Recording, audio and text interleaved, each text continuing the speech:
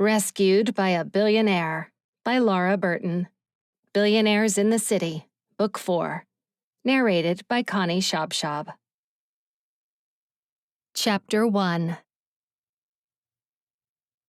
Mia stood outside the door of her boss's office and breathed deeply. Today, she was going to finally take on her very own project. At least that was her plan. She had squeezed into a bold red dress that put all of her curves on show and applied the brightest Dior lipstick she owned. Her boss, Emily Marks, appreciated two things: fashion and a woman who took charge of her own future. Today, she needed her boss to see that she deserved this promotion.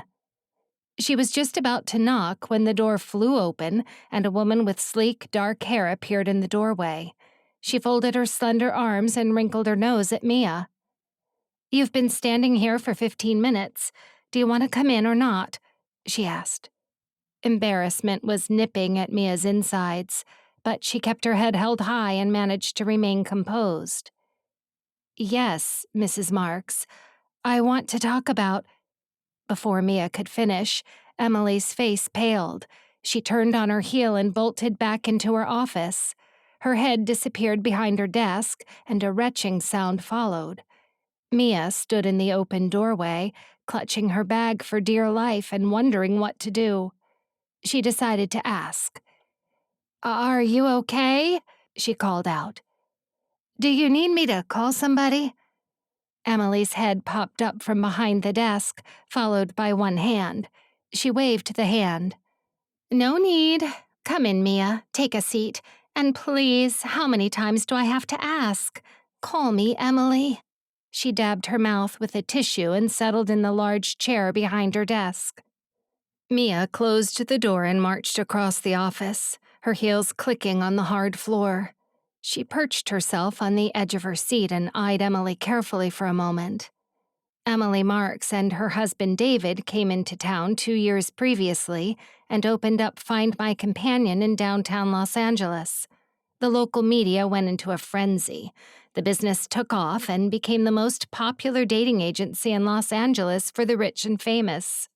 Mia was sure that Emily had Hollywood on speed dial. She had been pictured with all the big names, and she and David never missed a red carpet event. They were the ultimate power couple, loved and respected by all. And who could be surprised? David had his billion-dollar enterprise, and Emily had her dazzling way with people. Not to mention her feminist speeches at the UN. They were untouchable.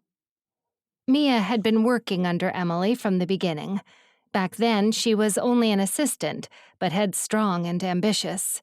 She wanted to be the one Hollywood A-listers thought to call when they needed the perfect date. She wanted the name Mia Camillo on the lips of the rich and famous. She was ready to take the first step and take on her own client. "I wanted to talk to you about," she began. Then the words caught in her throat as she stumbled over what to say next. This conversation had been running on a loop in her mind all night, and now the moment was finally here. Her head was spinning. Emily blinked at her and rested her hands on the desk. "The answer is no," she said frankly. Mia opened her mouth in contempt. "But I didn't even finish." "No need," Emily butted in. It was something she did often at the workplace. It was as if she could read a person's face and know instantly what was running through their mind. Mia wrestled with her thoughts. If only she could just explain. Emily stood and linked her hands behind her back as she strode across the office to one of the large pane windows overlooking the city. "I like you, Mia. You're ambitious, self-driven, and you think for yourself." She turned back and gave Mia a nod. "I respect that." She flicked her hair back and looked away again. Then she squared her shoulders and straightened her back, as if she had just reached some kind of conclusion. "You will become a matchmaker, but not yet. You're just not ready." Mia jumped to her feet and opened her mouth to retort, but Emily spun on the spot and shot Mia a look so severe it made her shut her mouth again. Do you know what tells me you're not ready? She asked. She didn't wait for an answer. You fall in love too easily. Mia, I can't have you dating our clients. That's not true, Mia countered. She crossed her arms indignant. I am totally capable of professionalism. Emily's red lips curved upward. Then her cheeks paled and she staggered for the trash can once more. Should you even be here? You're sick. No, she shouldn't. Mia jumped at the sound of a male voice and turned to see David Marks standing in the doorway. Emily, I'm begging you. Let me take you home. Mia watched him hurry to the desk, and Emily reappeared leaning into his chest. A pool of sweat appeared above her upper lip, and strands of dark hair stuck to her temples. I can't. I have a client coming in 10 minutes, she said, pushing him away and dabbing her face with a tissue.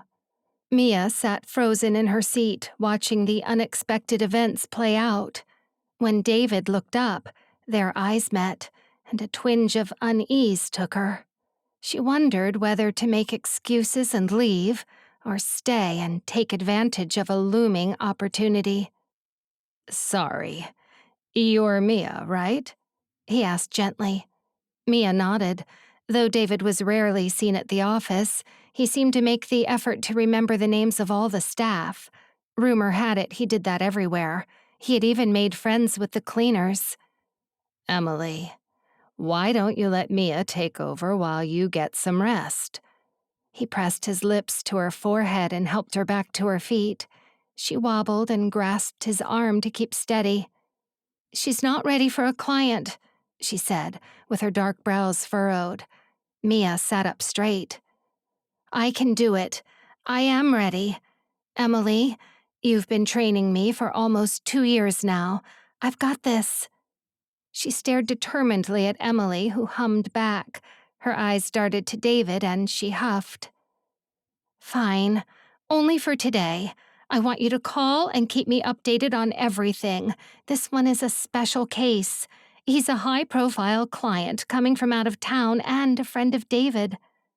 Oh, Jackson. He's great. David beamed and his smile settled Mia's nerves. Emily pushed a file across the table, and Mia took it. She thumbed through the pages as Emily spoke at top speed. Take him out for dinner. He's a cowboy, so make it something casual but not too cheap, and go somewhere low-key. Rich bachelors like their privacy, I know, Mia said, not looking up from the file. I need you to find out his ideal woman and what he wants. Can you do that for me? Emily's voice wavered, and Mia glanced at her before she looked down at the file again. She had landed on a large photograph of a cheeky-looking cowboy grinning back at her. Ah, dimples. Who can resist dimples? You've got it, Mia said, looking up again. David still had Emily in his arms and was now tenderly stroking strands of hair away from her face. Great. Can I take you home now? I've called a doctor. He'll be waiting for you. Emily shot a sideways glance at him before she put on a fake smile and nodded. Looks like you got what you wanted after all, Emily said to Mia. Now please, don't prove me right. I would love to be wrong for once. She walked with David around her desk and collected her Gucci bag from a chair. Mia could not stop the grin that took over her whole face. I won't let you down, she said with a salute. She watched as Emily and David disappeared behind the office door and held her breath. As the door swung shut, Mia overheard their conversation in the hall. What did you mean by that? David asked. She's got a big heart, and it's open for business. I'm worried she'll fall in love with one of our clients. Low, rumbling laughter followed. Yeah, like you can talk. Mia stifled a laugh and clutched the Billionaire Cowboy's file to her chest. David was right. Everyone knew about the Marks' whirlwind romance. David had been one of Emily's clients. But Mia was different. She had her sights set on the next big step in her career, and falling for some cowboy was not on her agenda. She strolled over to the large window and looked out at the city. Her eyes scanned the hustle and bustle of people going about their day, completely oblivious to Mia and her win. "Miss Camillo," a small voice interrupted her daydream. Mia jumped and turned to see Olivia, the new intern poking her head into the office. "You can call me Mia, you know," she corrected. Olivia's cheeks grew pink as she gushed. "Oh, it's just that there's a man here waiting to see Mrs. Marks, but now she's gone. What should I do?" Mia straightened her back, cleared her throat, and put on a charming smile. "Tell him to come in," she said.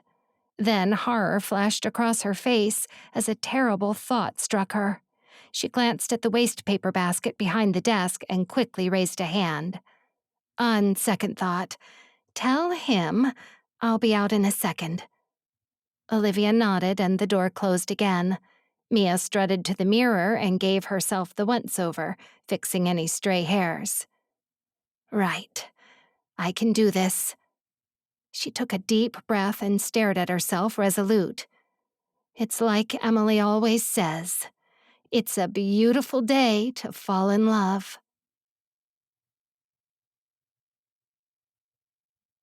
Chapter 2. Jackson jumped to his feet as a small woman entered the waiting room. He inclined his head and offered his most courteous smile as she approached, the way his mother had raised him to do whenever a lady entered the room. "I'm sorry, Mr. Ricks. Mrs. Marks is unavailable, but Miss Camillo will be out to see you soon." Jackson thanked the young woman and watched her go, his heart sinking. He had not come all this way to see Ms. Camillo, but he had better manners than to walk away. He made a mental note to call his friend David Marks about it, though. After all, David was the one who had talked him into booking a consultation with Emily in the first place. A door opened and Jackson's low spirits shot through the roof just as his mouth fell open. He recovered himself quickly, cleared his throat, and shifted his weight to his other foot. The most exquisite-looking Italian woman had just walked in, and his heart was drumming rapidly against his ribcage. She approached him. Her glossy black hair fell like a waterfall to her elbows. Jackson's mouth grew dry as he eyed the swell and sway of her hips. But it was her eyes that held him captive. They were like two amber jewels flecked with hints of hazel. She looked at him with such intensity, he felt like her gaze was burning a path to his core. Jackson's hand hovered in the air, and she grasped it, giving it a firm shake. "Mr. Ricks, it's great to meet you. My name is Mia Camillo."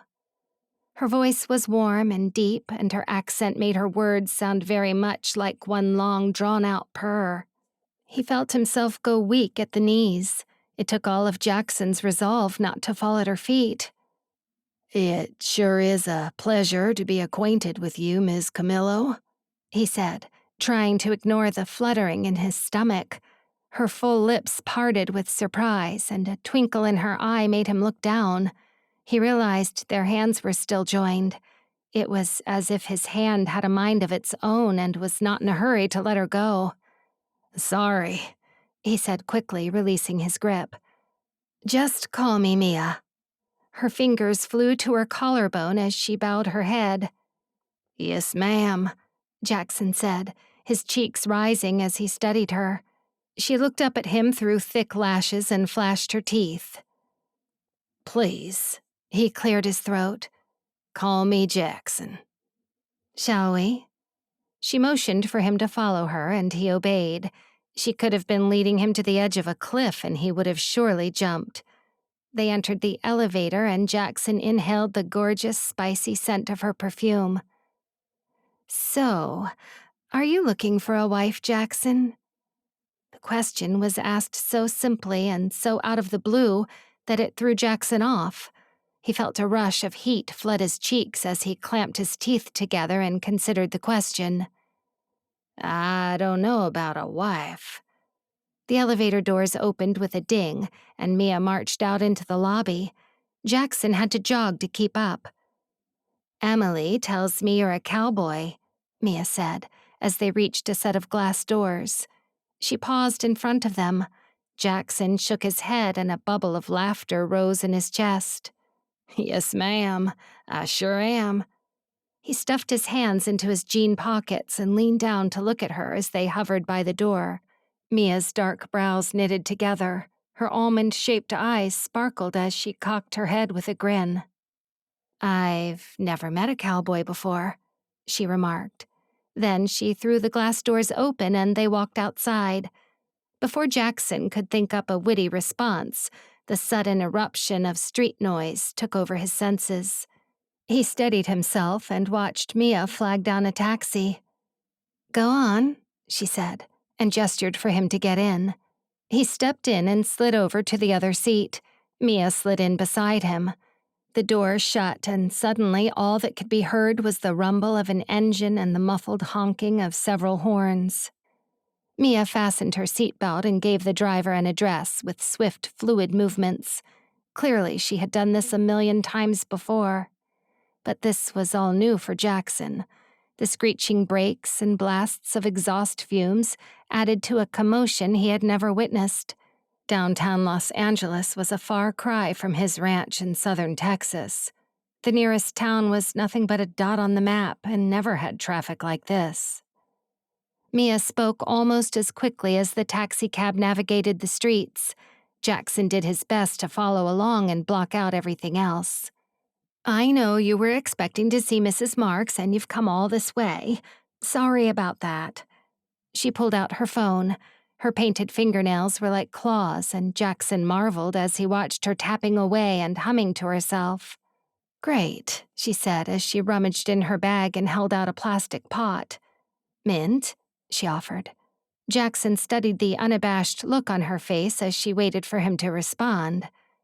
Thanks, he said as he took a tic-tac. He wondered if this was a hint. Where are we going? He asked. Mia looked out her window and barked to the driver. Right here is great, thanks. She thrust the cab driver a stack of dollar bills and got out of the cab without another word. Thank you for the ride. Jackson nodded respectfully to the driver. The driver, apparently not used to that much attention, looked back at him in surprise. Here we are, Mia announced as Jackson got out. She gestured to a tiny pizza restaurant sitting next to an alley. The oil-stained sidewalks and graffiti on the walls of the nearby buildings had Jackson raising his brows. Mia caught his expression and leaned in to mutter to him. Emily said you wanted to go somewhere low-key. Well, this is it. They walked into the pizzeria, and Jackson would not have been surprised if he was told they had just been transported to Rome. They stood in a dimly lit room, crammed with wooden tables and opera music playing quietly in the background. A joyful babble of animated voices flooded his ears as people dined and enjoyed each other's company. He watched Mia motion with 2 fingers to one of the servers and followed her to a dark corner of the room. Jackson bowed his head to stop it from hitting one of the chandeliers hanging from the low ceiling. They took their seats facing each other at a tiny table. The table was so tiny, Jackson's knees knocked against something that moved. Mia yelped, and a flush of color rose to her cheeks as Jackson scraped his chair back a few inches. Sorry, he said quickly.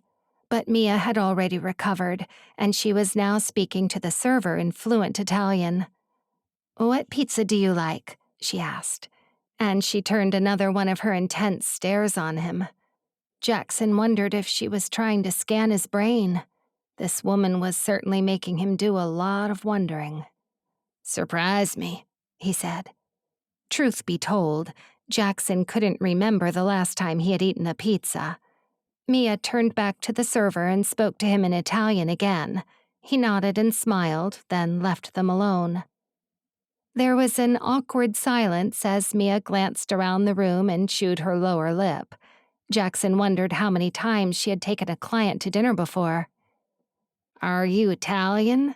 Jackson asked, hoping to stir up some kind of conversation to help break the ice. Mia's worried face relaxed, and she looked at him like he was an old friend. What gave me away? She chuckled as she picked a silky lock of hair and began to twist it around her index finger. My mother is from Verona, but my father is American. They live in Rome but like to travel. What brought you to Los Angeles? Jackson asked. Mia shrugged. College, she said simply. Shortly after graduation, I met Emily, who got me an internship, and I guess the rest is history. Are you here all alone? Jackson blurted. I mean, I can't imagine what life would be like without having family nearby. Mia shook her head as the server placed 2 drinks on the table. She took her glass and had a long sip. I'm not alone, she said finally. I have Oscar. Did you meet him at college? Mia jerked with a giggle and some of her drink spilled on the table. No, he's my cat, she said. She dabbed at the spilled liquid with a napkin. Jackson handed another one to her with a sheepish grin. My mom has a cat. I'm more of a dog person myself. Mia settled back in her chair and nodded as if this information was useful. Let's talk about you, she said, her eyes bright again. How do you know David Marks? A mutual friend introduced us. He is my architect. For ranches? Mia asked with a cocked brow. Jackson rubbed the back of his neck. No, I'm hoping to open up a smokehouse here in Los Angeles. I'm hoping it's going to be a hit with the locals. I don't know, Mia countered. Los Angeles is all about health. Veganism, juicing, fad diets, eating sushi while doing Tai Chi on the beach. I'm not sure a stack of baby back ribs will be popular here. Jackson looked down and furrowed his brows in thought. Sorry, Mia blurted, a horrified look on her face. I don't know what I'm saying. You should ignore me. What do I know? I'm a matchmaker, not a market research expert. She rambled, reaching out and lightly grazing Jackson's knuckles. The touch sent a zing of excitement to his chest, but just as quickly as she touched him, she pulled away. So, tell me about your typical day, Mia asked, pulling out a tablet. My typical day? Jackson said blankly. No one had ever asked him that before, and he wasn't sure how this would be relevant. If you want me to find you a match, I need to know what sort of life she needs to fit into. Mia stared at him brazenly. Then she gasped. Or him? Sorry, I shouldn't have assumed. Definitely looking for a woman. Tell me, does matchmaking have to be so clinical? Jackson said. Mia opened her mouth as if to reply, but her lips curved upward as the server returned with 2 plates. Oh, good. I'm starving. She rubbed her hands together and moaned at the aroma of warm pizza bread that was now filling the air. Jackson looked down at the oval-shaped pizza on his plate. Interesting. Mia looked up, holding her knife and fork. Something wrong? Do you not like olives? Jackson shrugged. There's no cheese. Mia cocked her head to the side and her eyes narrowed. This is an authentic Italian pizzeria, she said firmly. Jackson caught sight of her exchanging a knowing look with the server before he walked away. I don't get it, Jackson said, frowning. Pizza doesn't have cheese in Italy? Only if you order margarita. I can order something else if you don't like it. Jackson shook his head and cut a slice of the pizza. No, I'm sure it's... He took a bite and moaned. Wow, this is good. Without lashings of cheese to dull the senses, Jackson's mouth exploded with several different flavors. The rich tomato sauce and Italian herbs complemented the salty pancetta perfectly, and with the delightful crunch of the delicately thin crust, Jackson forgot entirely about his conversation with Mia. He lost himself in his food for several minutes, moaning with every bite. The sound of laughter made him look up, and he grinned. "Have you never eaten Italian food before?" Mia asked. She held her glass up to her lips and eyed him with amusement. Jackson lowered his knife and fork and sat up straight. "Not like this."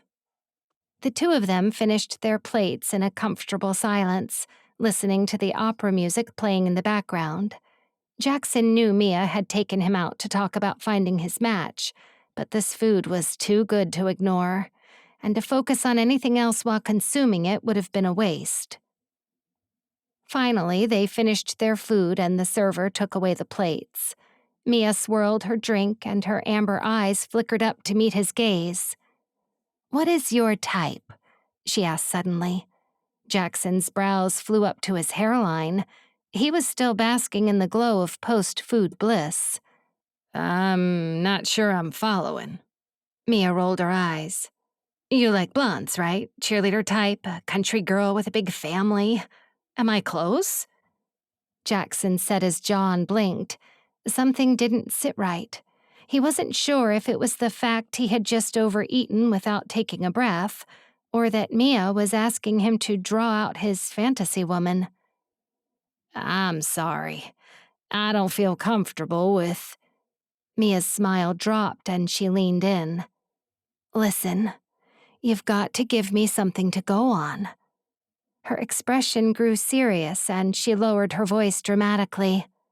"You're my first client and ticket to a promotion, but I can't do my job if you don't help me. Please, I'm begging you. Just give me something, anything." Her hands balled into fists and Jackson wondered how her nails hadn't punctured the skin. Suddenly, he saw Mia in a new light. For some reason, Emily had sent him a power-hungry new girl who had no idea what she was doing. "You know, I don't think I'm ready to find someone." Jackson motioned to the server who looked up and crossed the room. "Can we have the check?" he murmured. The server nodded and walked off. "What are you doing?" Mia asked. A hint of panic laced her steady voice. Jackson rose to a stand and pulled out his wallet as Mia scrambled to her feet and clutched her bag. "I'm not the best person to have for a first case. The truth is, I don't know what type of woman I want to be with. I don't care what color her hair is, or how big her family is." The server returned. Jackson handed him a wad of cash and thanked him. The server stole a quick glance at the wad of cash, and his eyes widened. He said something in Italian and patted Jackson on the shoulder with a grin. "We will see you again soon, yes?" When the server left, Jackson turned back to Mia, who was now looking at him like a deer in headlights. "Thank you for your time, Ms. Camillo." Jackson bowed his head and marched out of the restaurant.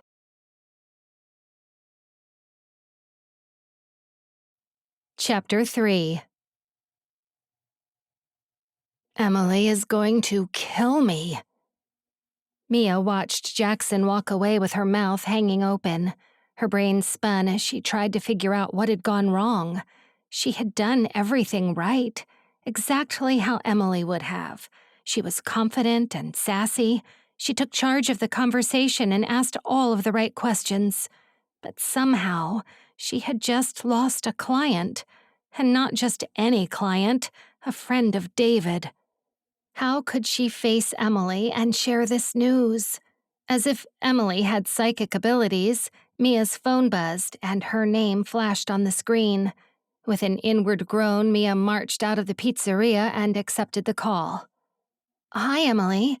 Jackson and I have just finished lunch," Mia began, trying to sound breezy. But the alarm in Emily's voice told her she wasn't fooling anyone. "Come over. I'm sending you my address." The phone fell silent before Mia could reply. She groaned. Now she had to face Emily's music in person. Had Jackson called David and complained already? Mia would be fired for sure. She steadied her nerves with a slow, deep breath, flagged down a taxi, and climbed in. The address was for a Mark's hotel, and a bodyguard met Mia at the door. At least, she guessed he was a bodyguard. He wore a dark suit and squared his shoulders. The posture made his physique seem even bigger. He towered over her and bid her to follow him. They walked across the reception, and he took her into an elevator hidden away in a small room. There was a single golden button with the outline of a house engraved on it. The bodyguard pressed it. Mia chewed on her lip and picked at the seam on her sleeve as the elevator made its climb upward. The doors opened, and Mia was relieved to see David smiling at her. In the background, Emily paced the room in a pair of loose-fitting pajamas. Her dark hair fanned out past her shoulders. David stepped aside and motioned for Mia to walk in. "Emily is on the phone, but please come in. Can I get you a drink?" He led her into a kitchen area where Mia took a seat at the breakfast bar. Emily appeared to be lost in conversation, her phone pressed to her ear and her eyes on the floor. "How is she feeling? Has the doctor seen her?" she asked David in a quiet voice. His gaze flew in Emily's direction before he looked back at Mia. "He's put her on bed rest and prescribed some medication." Mia watched Emily furiously circling the glass coffee table, talking at top speed. "Bed rest, huh?" Mia whispered, but not too quietly that David did not hear it. The corner of his mouth twitched and his eyes twinkled as he poured a drink. "She's stubborn, isn't she?" Mia took the glass David offered her. David scrunched his eyebrows together as he studied the drink in his hand. "I prefer the word determined," he said. "When she sets her mind on something, nothing will stop her."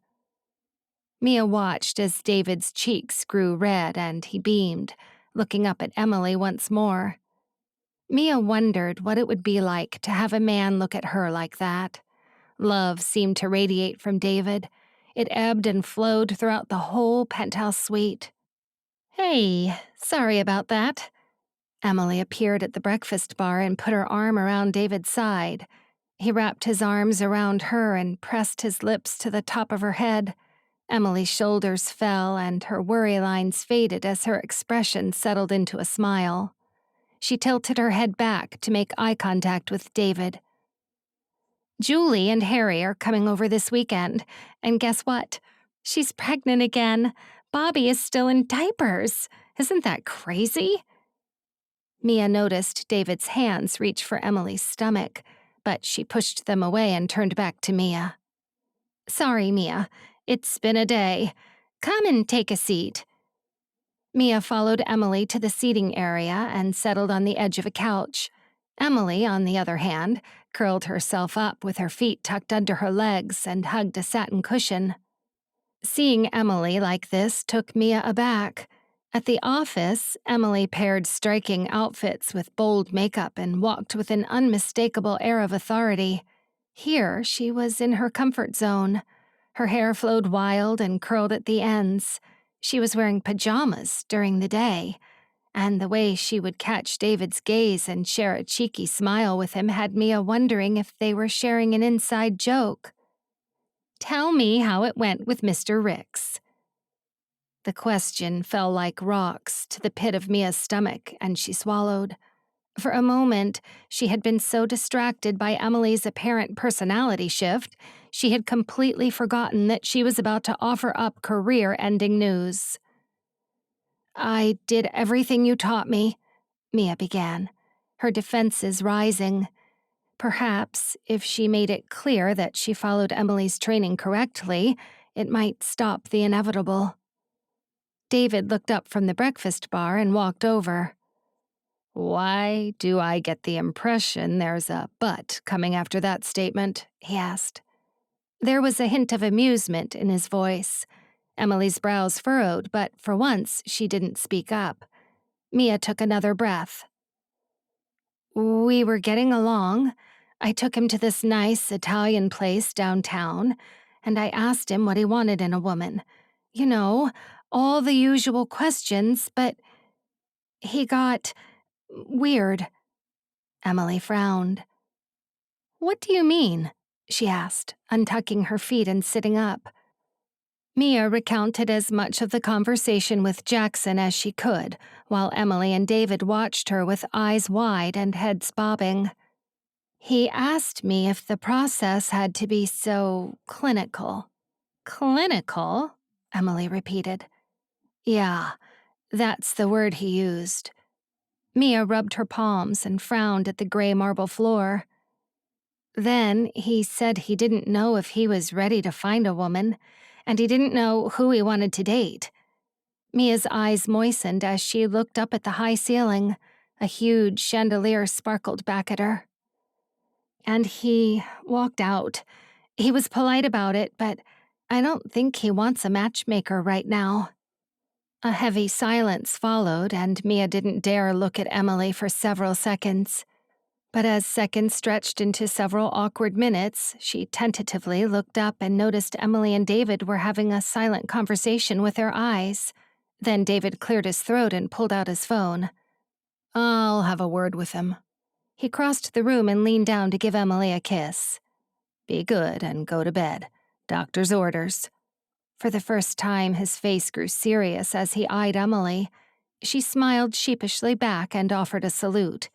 Yes, sir, she replied, fluttering her lashes at him. Mia wasn't sure if this was a cue for her to leave or not. She fidgeted in her seat and pulled out her phone to have something else to look at. She had spent more than enough time watching the two lovebirds. Are you sure you'll be all right? David asked, hesitating at the door. I'll be fine. Besides, I've got Mia here to babysit me. Mia forced a smile at David as her stomach lurched. So now she was expected to stay with Emily? Correction, sick Emily. I hope whatever she has isn't contagious. As soon as David left, Emily's smile fell, and she gave Mia a look that set the hairs on the back of her neck on end. Mia, I know I told you this morning that I didn't think you were ready to have your own client, she began. Mia stiffened and held her breath. Here it comes, she thought. The I told you so, you're fired speech. Mia braced for impact as Emily opened her mouth again. Well, now it doesn't matter. Whatever happened with Jackson today, you're going to fix it. David stuck his neck on the line bringing him here. Don't let us down. Mia frowned. I'm not fired? She asked. What? No, don't be ridiculous, Emily said. She got to her feet and smoothed out the creases in her pajamas. Now, I'm going to bed. Emily marched across the room and halted underneath an archway leading to a corridor. What are you waiting for? She asked dumbfounded Mia. Are you going to be okay if I leave? You gave David the impression I would... He wouldn't have left if he thought I would be alone, Emily said and shook her head. Don't worry. I'm going to bed, and I've got daytime TV to keep me company. Mia got to her feet. Her heart rate quickened and the palms of her hands grew sweaty. Right. I'm going to fix this. How am I going to fix this? Emily's brows shot up and she looked blankly at Mia. A rush of heat spread to Mia's face as she forced a laugh. I'm kidding, of course. She made for the door, but Emily called out and Mia stopped in her tracks. Oh, and Mia, don't forget, he's off limits. If you mess this up... She didn't finish the sentence, but Emily didn't need to say what the consequences would be. Mia knew. She kept her back to Emily and grabbed the door handle with her teeth clamped together. Yes, Emily. I'll keep you updated and won't let you down. I promise.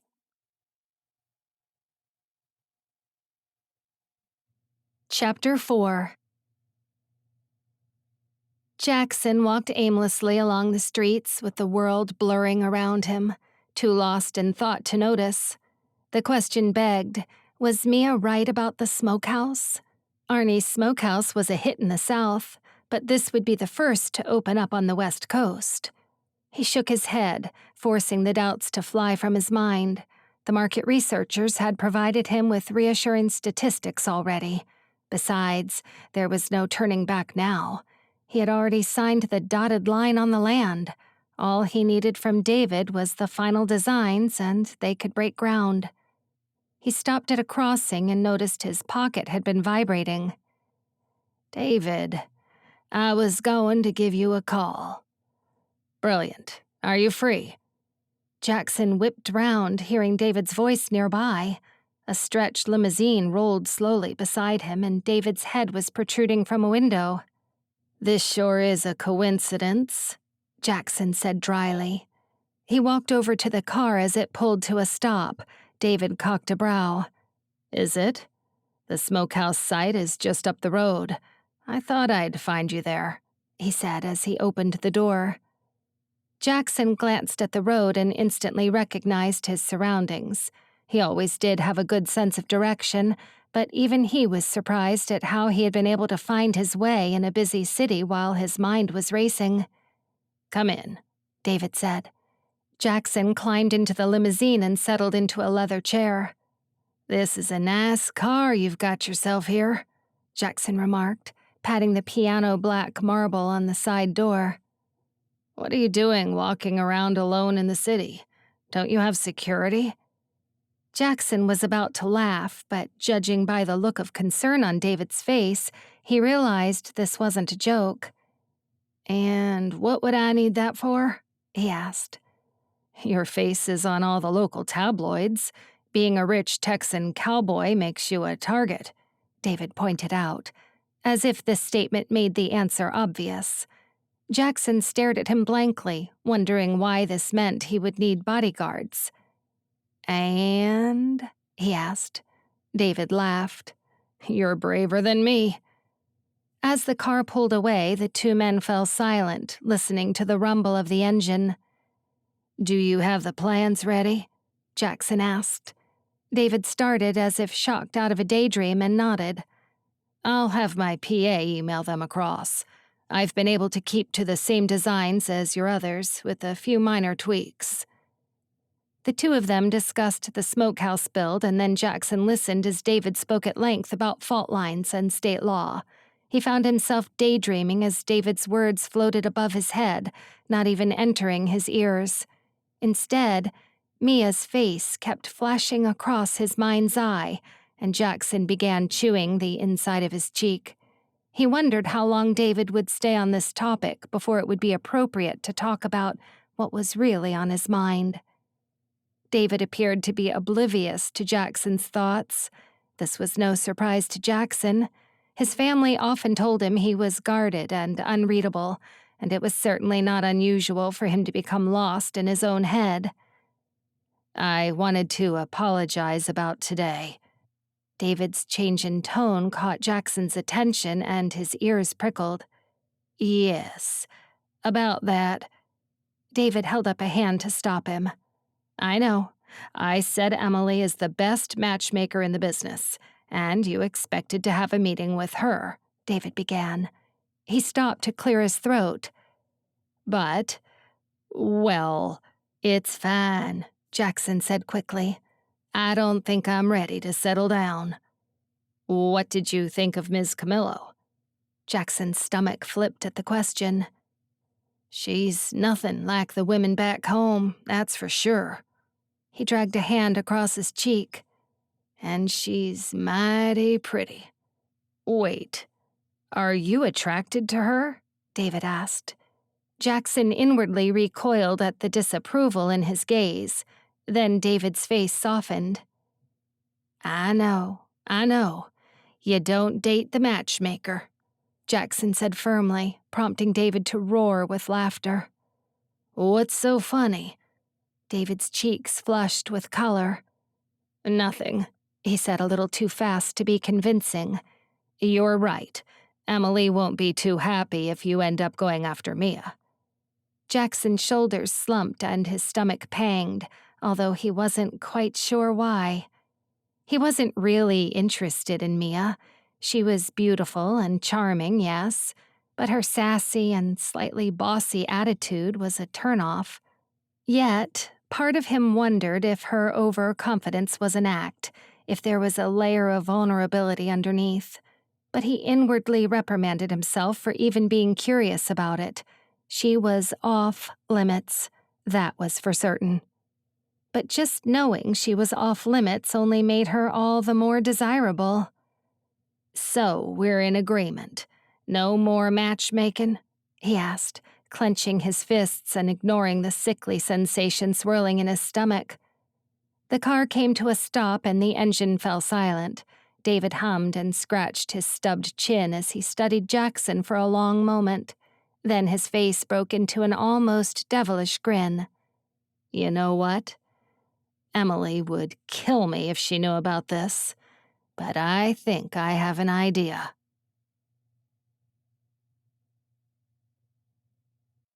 Chapter 5.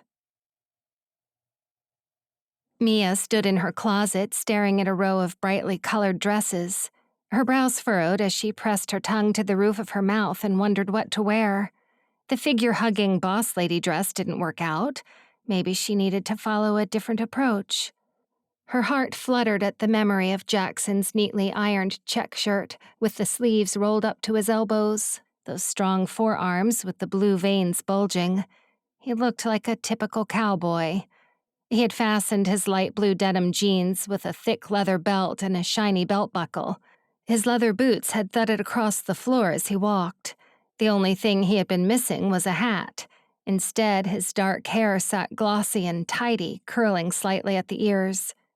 Mia knew it was absurd to think that the failure of their meeting came down to an outfit, but she didn't have much to go on. Over the last couple of years, she had sat on the sidelines and watched Emily charm her clients and assert herself. Not once had a client made such a U-turn after dinner and drop her. Not once. That said, Emily had never taken on a cowboy before. Perhaps a man from southern Texas was a different kettle of fish and required a less aggressive approach. I should go for something more casual. Mia rummaged through her clothes and found a pair of jeans at the very back of her closet. She grumbled to herself as she dragged them over her hips and hopped about, wrestling with the zipper. She was just about finished pulling on a white shirt when the intercom buzzed.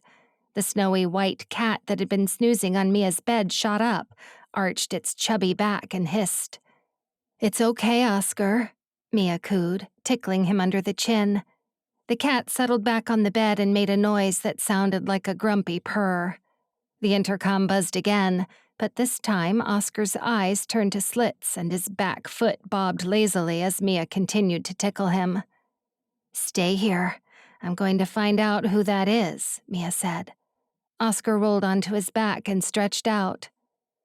Mia left her room and crossed the living area to reach the door. She leaned in to look through the spy hole and jumped back with a start. In all the years she had lived in her apartment, never had Mia looked through the spy hole to see an eyeball staring back at her. She pulled the door open, and her mouth dropped as she looked at the owner of said eyeball. It was the last person she ever imagined finding on her doorstep. Jackson Ricks. Not only that, but he was holding the biggest bunch of sunflowers she had ever seen. "What are you doing here? Are those for me?" she blurted. Jackson's eyes creased and he offered a sheepish grin.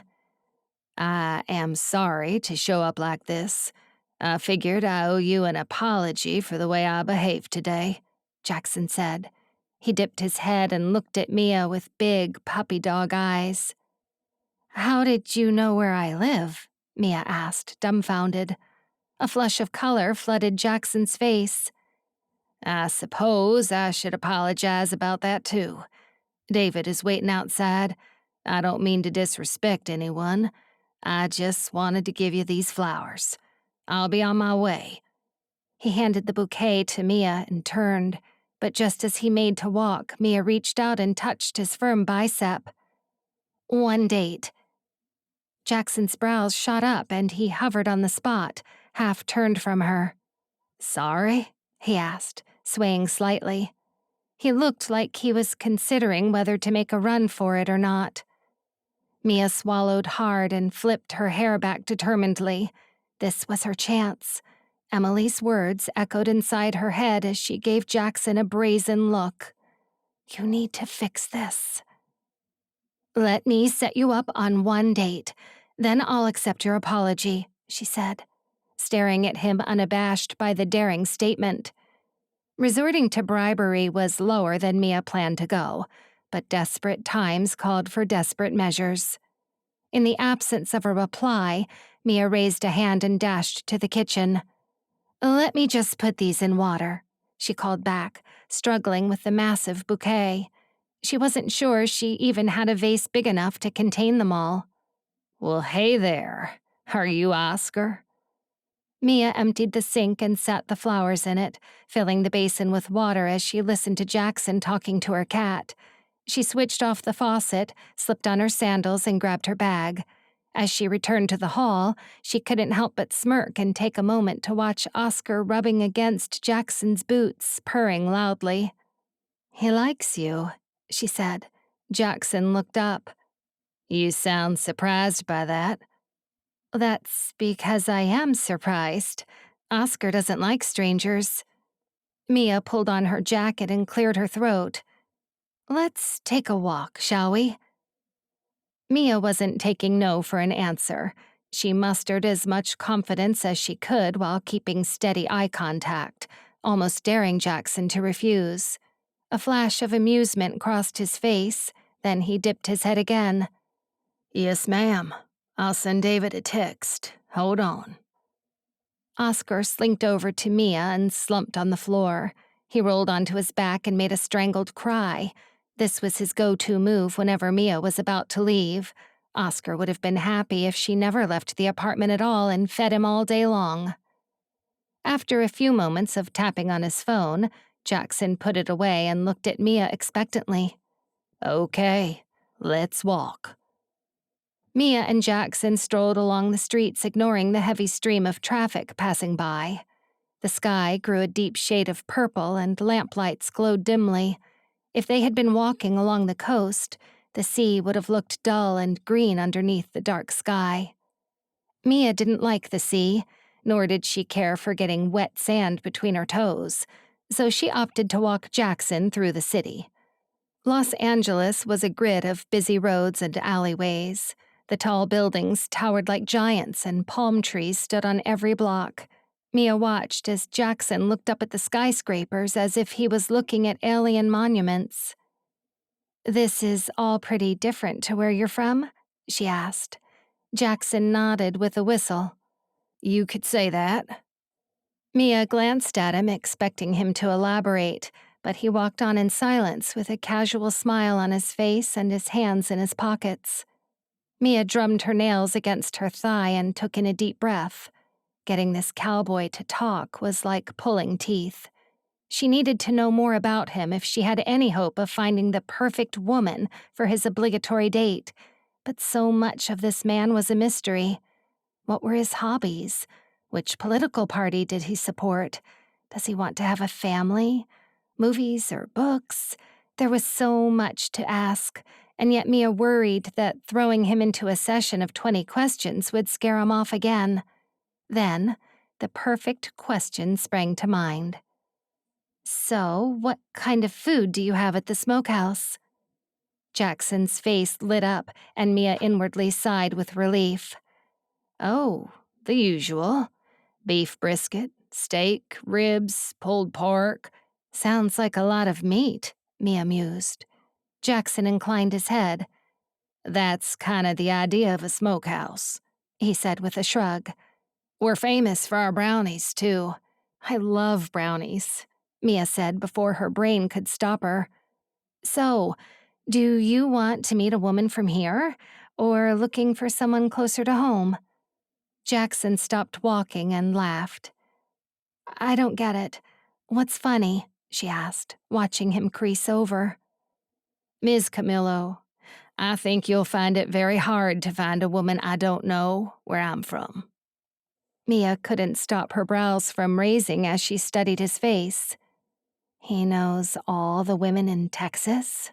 What a dark horse. Jackson seemed to read her thoughts, though, as his face turned to a look of horror. I didn't mean, he started, his forehead reddening. I'm from a very small town. Mia's heart warmed at his embarrassment. Jackson was not at all what she expected. She thought cowboys were loud, bossy, and treated women badly. But Jackson was the complete opposite. He was the most polite and quietest soul she had ever known. He radiated goodness, and she couldn't help but wonder what it would be like if she wasn't his matchmaker. What if it was just the two of them on a date? But just as quickly as the thought crossed her mind, she shook it away and clamped her teeth together. Jackson was off limits, and she needed to find him a match if she wanted to keep her job. Focus on the job, Mia. We have some amazing women on file. I think I'm getting an idea who you'll get along with. She stopped again and peered down a vacant alley. What's wrong?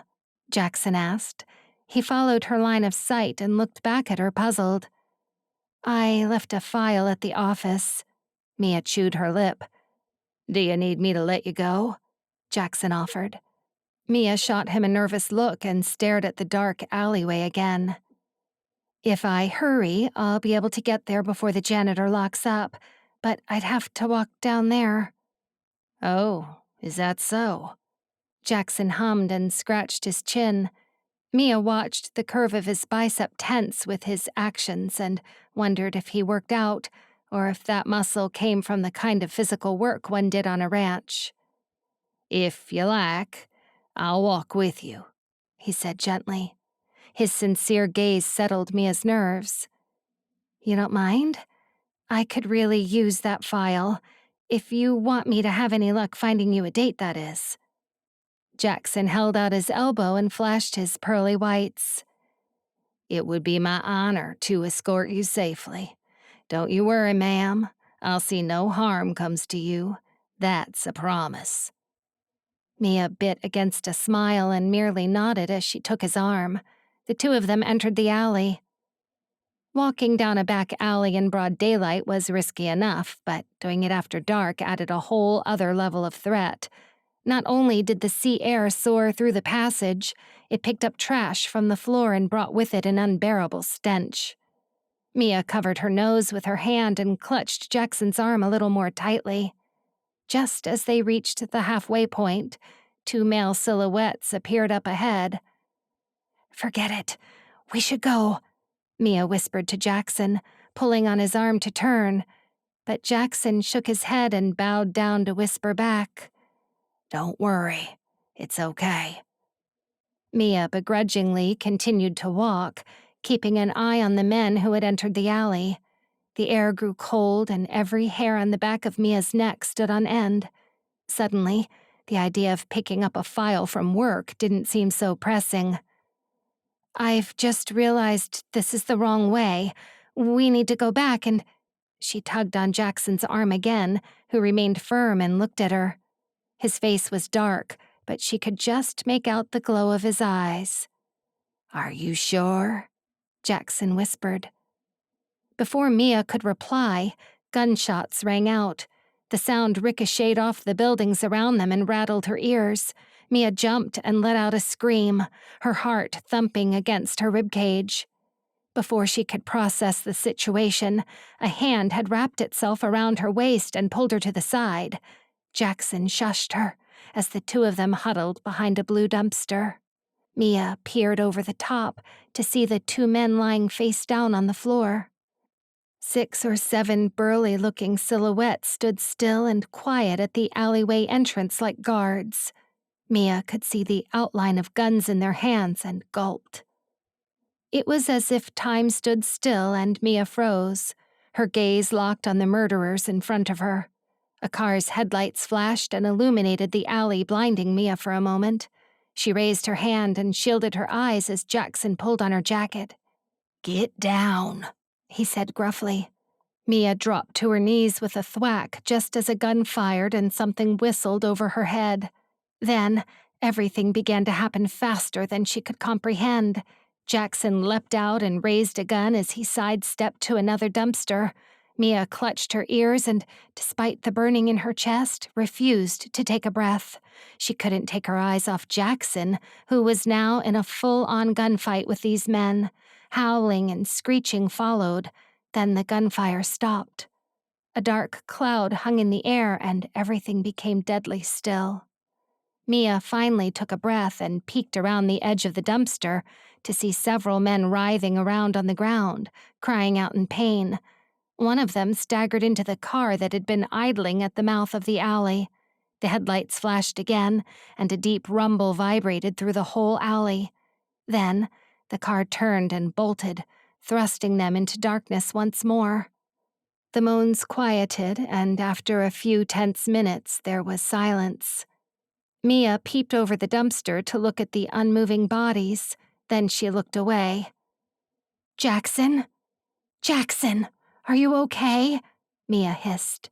She could just make out the dark outline of a man slumped on the ground. "I'm fine." Mia crawled over to him. "Did you get shot?" she asked in a breathy voice. She looked both ways to check the alley was still clear. The distant sound of a siren told her they had little time before the cops would arrive. "They nicked me. I'll live," Jackson said. He huffed and moaned as he got to a stand and held out a hand for Mia. She took his hand and got up, ignoring the deep ache in her knees. "We need to get you to the hospital. The cops will be here soon." Her voice trembled and she fumbled with the zipper on her bag. Jackson placed a heavy hand on hers and she stopped. "We can't talk to the cops, and we sure can't as heck go to the hospital." Mia's arm shook as she blinked up at Jackson's dark face in shock. "Jackson, we just witnessed a murder. You're hurt. I don't understand." Jackson didn't respond, but touched the small of her back and urged her to walk with him. "You flag down a cab and I'll make a call. Come on, we need to get out of here." Mia's whole body grew numb as they hurried back the way they came. It was a mystery how Mia's legs obeyed her will, but the heat of Jackson's hand pressed on her back fueled her to keep moving. The next few minutes passed in a blur. They stumbled out and back into the warm glow of streetlights. Crowds of people walked by as if nothing untoward had taken place. It was just another night in the city. Mia waved at a cab. It parked beside them, and Jackson coaxed her into the car. When the door slammed shut, Mia gave the only address she could think of. Then she turned her head, dazed, and blinked at the red patches all over Jackson's shirt. "You're bleeding." Jackson's face paled, and his upper lip glistened as he tried to smile back. He raised a phone to his ear. "David, I need your help," he said faintly. Then, without another word, his eyes closed, and he slumped back in his seat.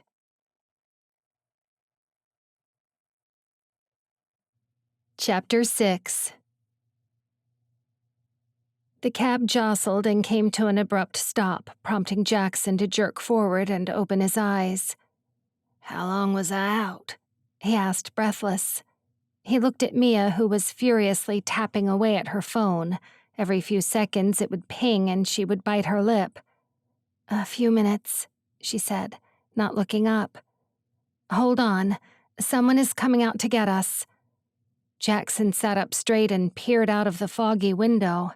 Funny, he thought. He didn't remember it raining. Then he realized he was panting, and his breath was fogging up the glass with each exhale. "Right. I'm in shock. But I've got to get a grip." He reprimanded himself. His shirt stuck to his body with a mixture of cold sweat and blood. He balled his shaking hands into fists and put every ounce of his waning energy into acting calm.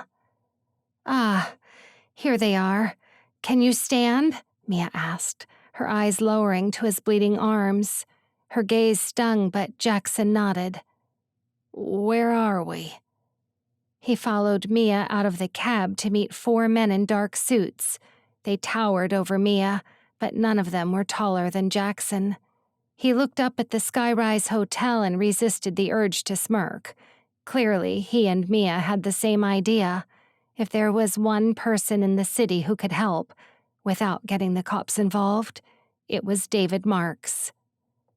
Jackson did his best to act suave as they walked into the hotel lobby. He hoped he wasn't leaving a trail of blood on the perfectly polished marble floors, but he didn't look down for fear that the sweat on his brow would drip. 2 of the men walked Mia and Jackson to the elevator, while the other 2 remained out front. They didn't speak a word, and the tension in the air could have been cut with a knife. Mia kept her gaze on the floor, and her chest heaved with every breath. "The locals sure are friendly here in Los Angeles," Jackson quipped, grinning at her. Slowly, Mia's eyes lifted and narrowed at him. Clearly, she wasn't impressed by his weak attempt at humor. The elevator pinged and the doors opened. A small woman with long dark hair flung herself onto Mia and started to sob. "I can't believe this. I can't believe this," she said, her voice shaking. She let go of Mia and looked up at Jackson, her face drained of all color. "I'm so sorry, Mr. Ricks. Come in, please."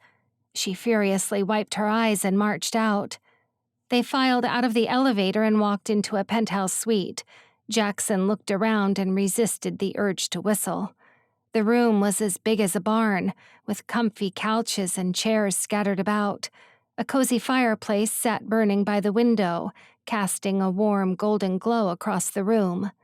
To the right sat a breakfast bar and kitchen. The granite tops sparkled and crystal-cut glasses stood proudly on display. Jackson took a moment to take in the grandeur of the suite. It was a welcome relief from the events that had his mind reeling.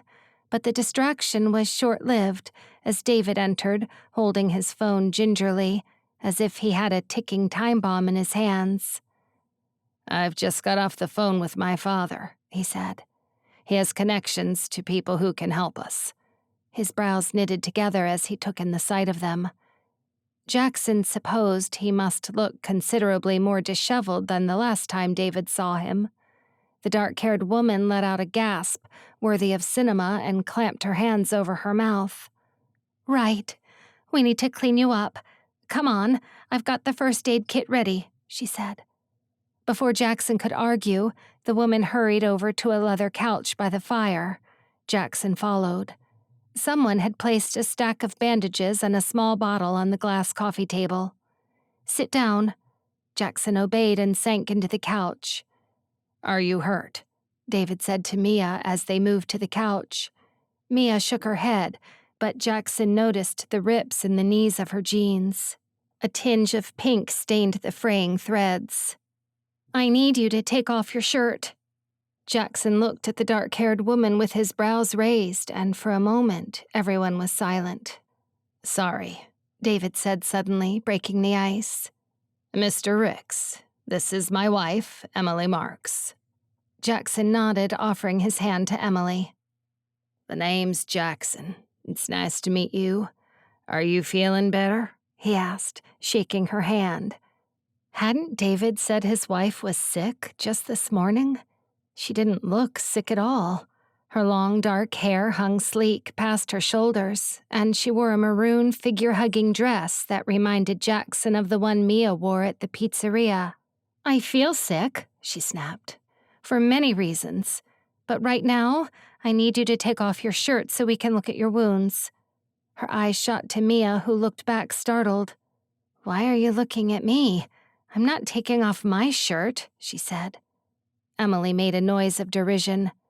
"Oh, for goodness sake, help Jackson with his shirt, or shall we just take him to hospital?" She placed her hands on her hips and David stepped in. "I would advise against that. Whoever you two got mixed up with tonight will be watching the hospitals," he said. Mia got to a stand and edged over to Jackson. "Do you need me to?" She broke off. Her bottom lip was red and blotchy, and her eyes were bloodshot as she lowered herself to her knees in front of Jackson. "I've got it," he said softly, unbuttoning his shirt. All eyes were on him, and he did not like it. He wanted someone to talk about anything, but he was not a man of many words, so he stayed silent and tried to ignore the sea of worried faces as he removed his shirt. Moving his arms sent an ache throughout Jackson's entire body. He winced and bit his tongue as he peeled the cotton from his raw skin. Mia jumped into action and helped him with the sleeves. "Ouch, that looks bad. Sorry," she said, her face scrunching up as she worked the shirt off. Jackson couldn't remember the last time he had been shirtless and this close to a woman. Mia's hot breath burned against his neck as she reached round. Her fingernails grazed his forearms and every muscle in his chest tensed. "You've been shot." Emily hovered nearby with a cloth and the bottle. She tutted and bent down to inspect his biceps. "Just nicked. It could have been a whole lot worse, ma'am." Jackson forced a brave smile but grimaced at the searing pain as Emily dabbed a wound. "This will sting, by the way," she muttered, still dabbing. Jackson dug his nails into his palms. "No kiddin'," he said. David's phone rang and he shot to his feet so fast a couch cushion went flying. It sailed through the air and just missed the fire by inches. "Father, what have you got for me?" David asked. He was apparently unbothered by the fact that he had just almost set fire to hotel furniture. He hummed and nodded for several long minutes. Occasionally, his eyes would turn to Jackson, then Mia, before turning to the floor again. "Right, that's the last one. This cut on your neck is quite deep," Emily whispered. "You are lucky. Any deeper and it could have hit an artery. I mean, I'm no doctor or anything, but I'm sure we would have known by now if it did." She chuckled quietly. Jackson wasn't sure what was so funny. Now that she had finished cleaning him up, her expression was serious. She pulled back and perched herself on the edge of the coffee table studying him.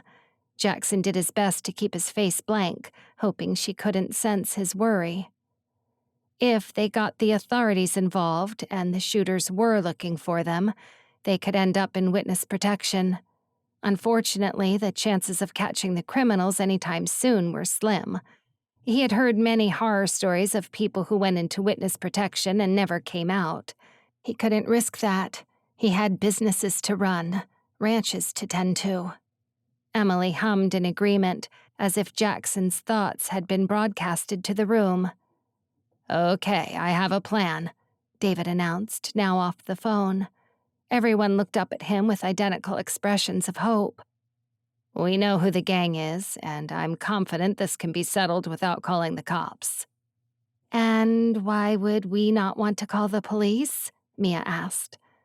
"There's a turf war happening right now between two cartels," David explained, as he sat down on the couch. Emily joined him and rested a hand on his knee. "You think a cartel is after us?" Jackson blurted. He glanced at Mia, who threw her head in her hands with a groan. "That's it. My life is over," she said, her voice muffled. "What's the plan?" Jackson asked, turning back to David, who took his time to answer. "Now, you won't like it," he warned, raising his brows at his wife. "But it's the only way we can keep Mia and Jackson safe." Emily shrugged with a heavy sigh. "I don't think we have any other option," she said. Apparently, she had read his mind. "They can take the jet. If we move fast, we might just pull it off." Jackson and Mia exchanged looks, and Jackson was relieved to see he was not the only one who had not been able to follow David and Emily's telepathic train of thought. "Hold on now. What are we talking about here?" he said, looking from Emily to David. "We need both of you to get out of town for a few days. Fast." David raised his hands defensively as Jackson opened his mouth to argue. "I've got everything under control. If we can get both of you somewhere safe, I'll handle the problem. Then you can come back when it's done." To Jackson's surprise, Mia laughed. She tossed her hair back and clapped. "What are we going to do? Call the mafia?" This is a cartel we're talking about. Do you know anyone in the mafia? Emily asked hopefully. Mia's face turned from shock to annoyance, her cheeks reddening. Oh, I see. Because everyone from Italy must have the mafia on speed dial, she said. Her voice was dripping with sarcasm. An awkward silence fell. No, I don't, she added with an eye roll. Emily's shoulders slumped. She turned to Jackson, who was already formulating a plan in his head. I have a place we can go. It's not even on the map, he said, scratching his stubbled chin. Mia rose to her feet. I need to stay here. I have a cat. Take it with you, Emily said with a shrug. I have a job, Mia countered. And as your boss, I'm giving you strict orders to take some time off. The two women stared at each other as if having some sort of silent standoff. But this is crazy. I'm supposed to find Jackson a date. How can I do that in wherever it is we're going? Mia and Emily's voices were rising in pitch with every syllable. David marched across the room and motioned for Jackson to follow. As they reached the breakfast bar, he handed Jackson a drink. How are you dealing with this gang? A payoff? Jackson murmured. David gave a curt nod before he took a swig of his drink. You think that'll work? Jackson asked. How much are we talking about? 50 should do it. 50 G's? Jackson asked. Right. I'll transfer the money to you now. He pulled out his phone, but David held up a hand and shook his head. No. I got you into this mess. If I hadn't taken you to Mia's apartment so late, and I should have insisted on you hiring security. It's okay, David. I can take responsibility for my own decisions. He tapped on his phone. It's done. He looked up from it and glanced back to see that Emily and Mia were now speaking in hushed voices. Texas is a long drive from here. I won't say no to the jet. A smile peeked through David's grimace. I'll make the call.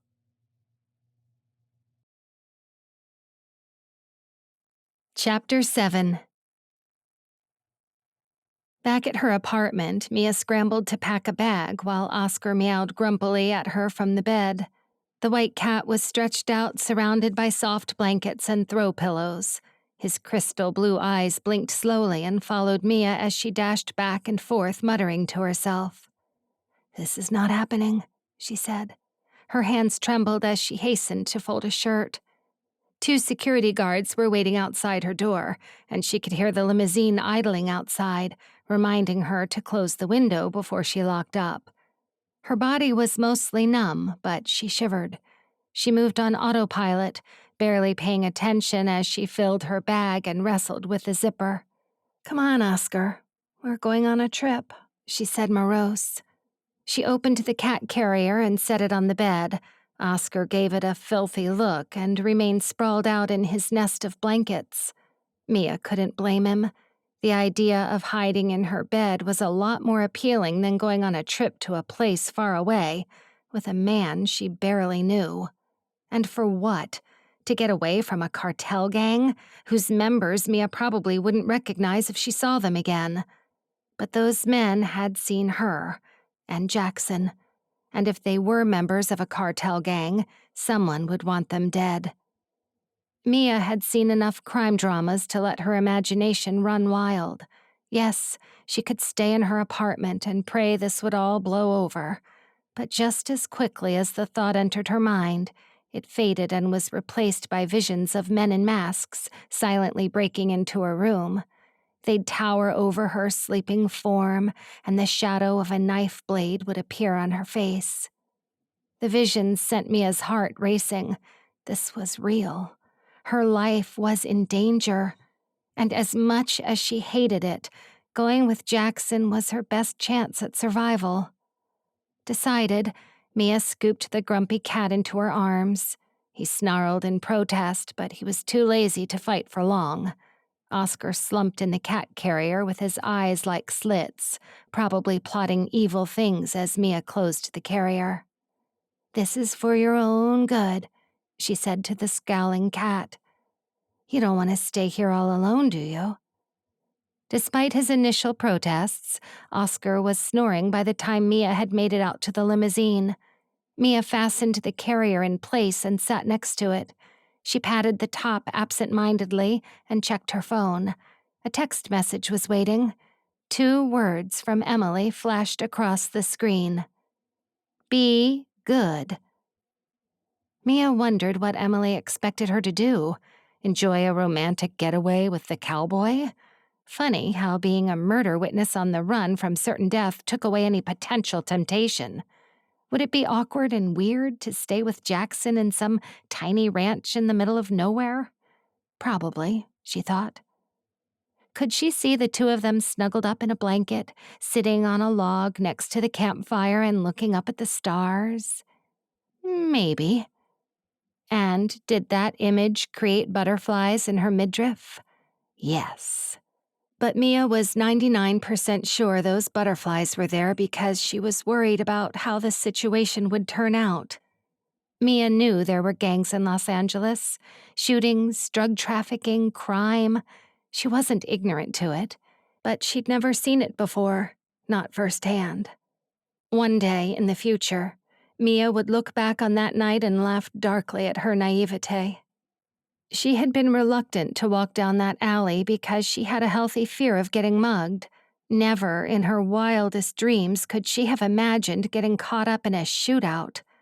If Jackson hadn't been there, with his quick thinking and trusty handgun, Mia would be dead. Probably. Although she could also argue that if it wasn't for Jackson, she wouldn't have been making risky shortcuts through the city to get back to the office after dark. Mia shook her head and took a deep breath. There was no point in thinking about alternate realities. What happened had happened, and now she had to focus on the path ahead. The car stopped and the door beside Mia swung open. She blinked up at the dark silhouette of a man surrounded by a soft orange glow. "Ms. Camillo, please come with me." Mia picked up the cat carrier and climbed out of the car in a less than graceful manner.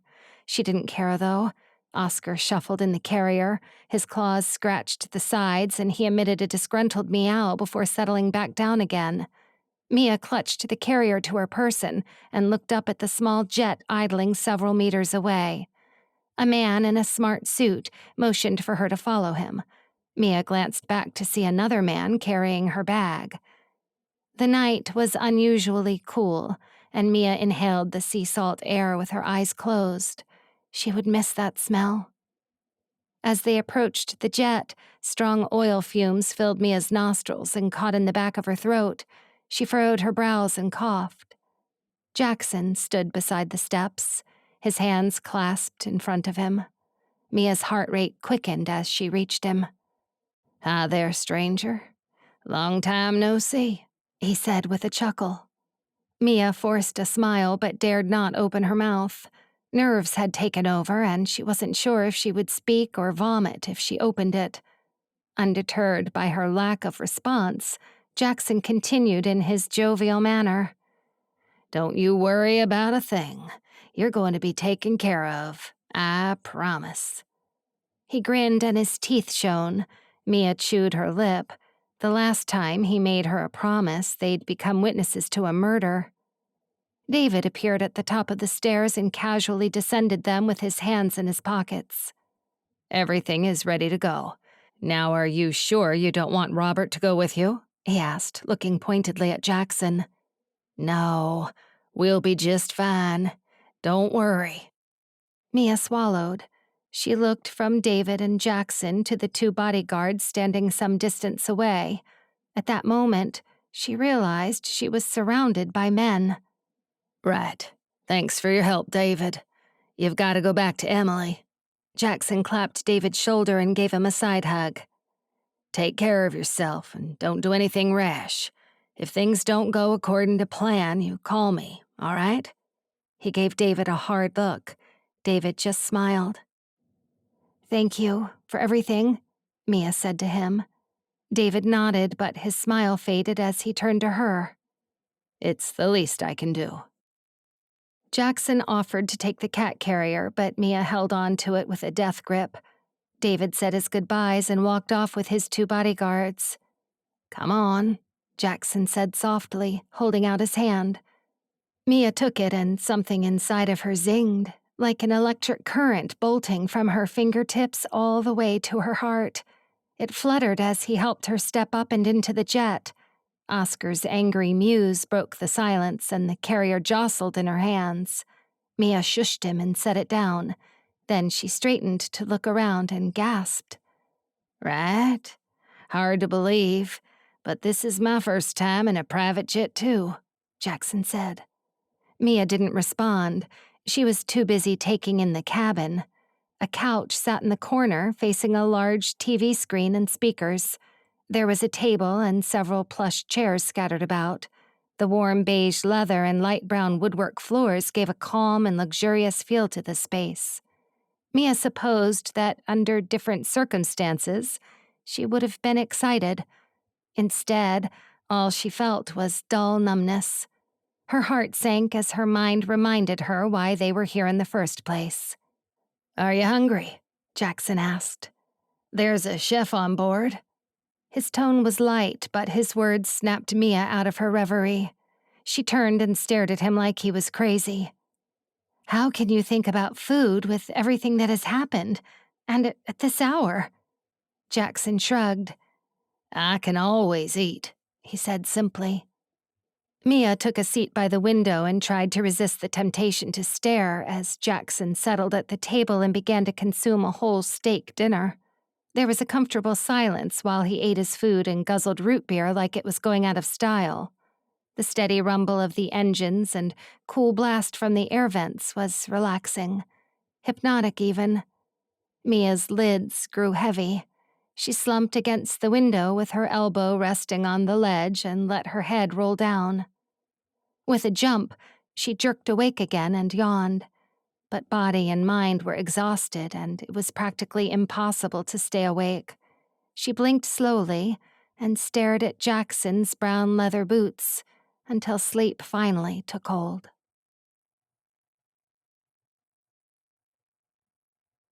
Chapter 8. Jackson reclined his chair and rested his hands on his stomach.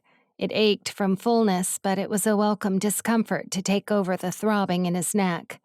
He glanced at Mia, who looked to be asleep, judging by the steady rise and fall of her shoulders.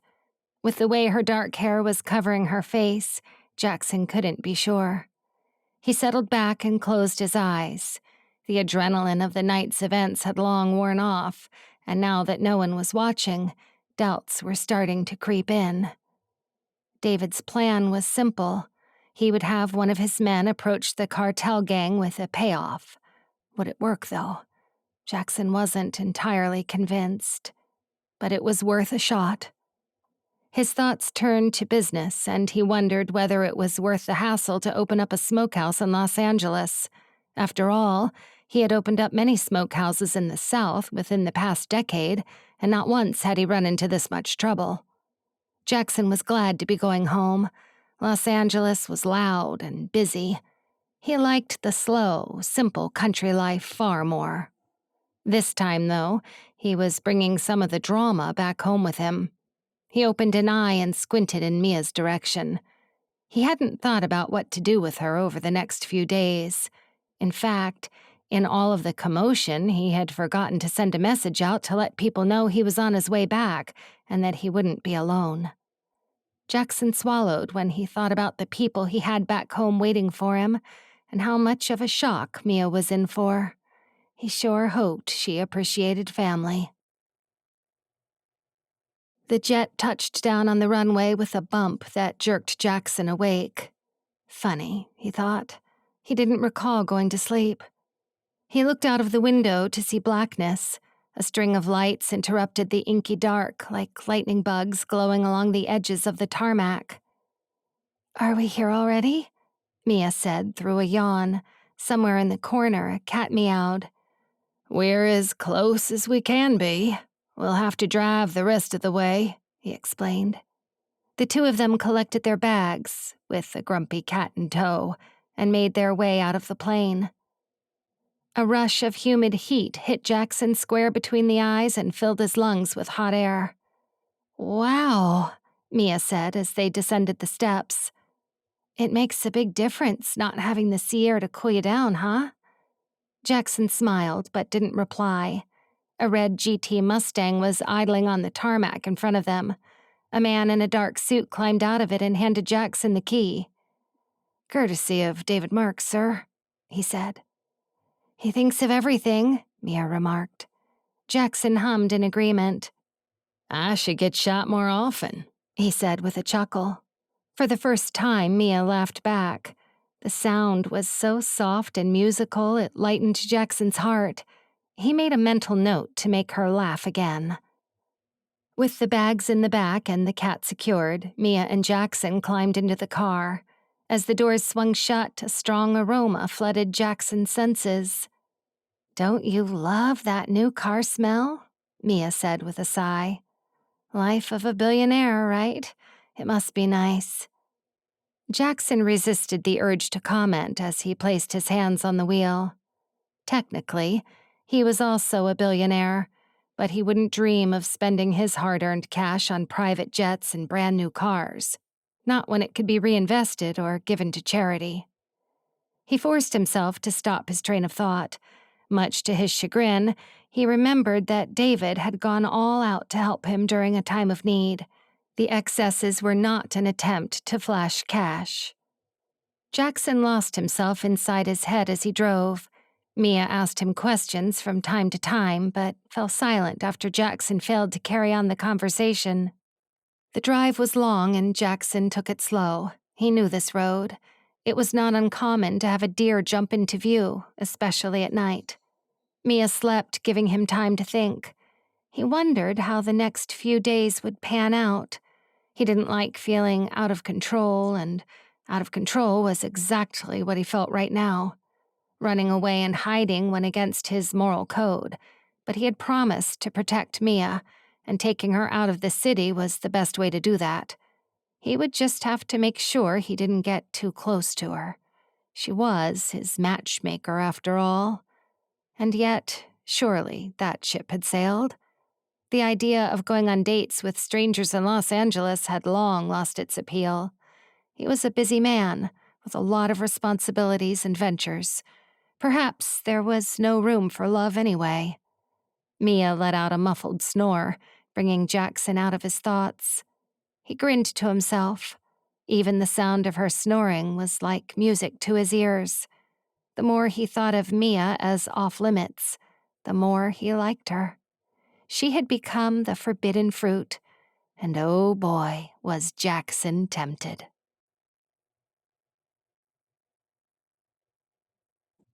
Chapter 9.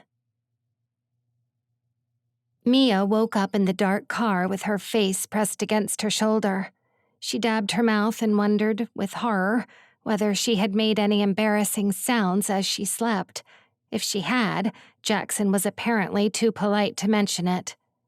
"Oh, good. You're awake. We're just about here," he said as the car bumped along a dirt track. Mia squinted through the windscreen to see a faint outline of buildings in the distance. "You live on your ranch?" she asked. Jackson chuckled. "One of them," he replied. "This here is Axelwood Ranch. My grandfather passed it down to my father, who passed it over to me and my brothers." Mia's ears pricked up at the sound of brothers. "Am I going to meet them?" she blurted, sounding a little too hopeful. "Oh, sure. You're going to meet a lot of people. But don't you worry. Everyone is real nice here," Jackson said warmly. He stopped the car and turned off the ignition, throwing them into darkness. "No streetlights out here, I see," Mia said. She opened her car door and yelped. Something furry had leapt onto her lap. It purred. A light flooded the car and lit up the face of an extremely fluffy black and white cat. "Ah, this here is Gremlin." Mia gave Jackson a wry look. "Seriously?" Gremlin walked across Mia's legs and rubbed up against Jackson's shirt. Nice to see you too, he said, petting the cat. He picked him up and climbed out of the car. Mia followed. Now, outside, the constant sound of chirping drummed against her ears. Wow, those cicadas are loud, she said, pressing her hands to her ears. No, they're crickets, Jackson corrected her. What's the difference? Well, cicadas call out in daylight for starters. The gravel crunched beneath their feet as Mia followed Jackson. He held out a flashlight to light up the path. What looked like thousands of tiny flies hovered in the light, and it took all of Mia's resolve not to squirm. Jackson led Mia to a wood cabin that looked like something from a movie set. A rocking chair sat on the porch, next to a pair of cowboy boots. As the light shone in their direction, Mia noticed a bunch of yellow flowers growing out of them. This will be your home for the next few days. Jackson pushed the door open and it squealed as it swung inward. For a moment, Mia wondered if she had stepped into a horror movie. She followed Jackson inside, and when he flipped a switch, Mia jumped. Her eyes widened, looking at a row of animal skulls on the wall. A small fireplace sat on the other side of the room with another animal's head pinned over it. Is that a cow's head? Mia asked in a hushed voice. Jackson followed her line of sight. No, ma'am. That's an elk. Mia bit her tongue. She wanted to make a sassy comeback, but figured it would be rude. Jackson was helping her out. So what, if there are dead animals on the walls? Not like I'll have nightmares or anything. Well, there's food and drinks in the fridge. Let me show you to your room. Where will you sleep? Mia asked, slightly panicked. She looked around the small cabin. There couldn't be more than one bedroom in here, and she didn't like the idea of being left alone. I can go over to my brother's place. It's only up the road, Jackson said. Mia's face fell. You're leaving me here? Jackson eyed her for a moment, then he dragged a hand over his face. Well, I could sleep on the couch, if it makes you feel safer, he offered. Without thinking, Mia bobbed her head like a dog. After the night they'd had, her nerves were shot. She couldn't imagine getting a wink of sleep in some strange cabin in the middle of nowhere, a cabin that didn't even have a lock on the door. A dimple appeared on Jackson's left cheek as he gave her a crooked smile. I said I would keep you safe, and I plan to stand by my word. He picked up a blanket from a wicker chair by the door and laid it out on the couch. Now, let's get you settled. There's only a couple of hours until sunrise, and tomorrow will be a busy day. Mia nodded again. Are you going to have me working on the ranch, Cowboy? She asked, breaking into a smile. Jackson inclined his head. You bet I am.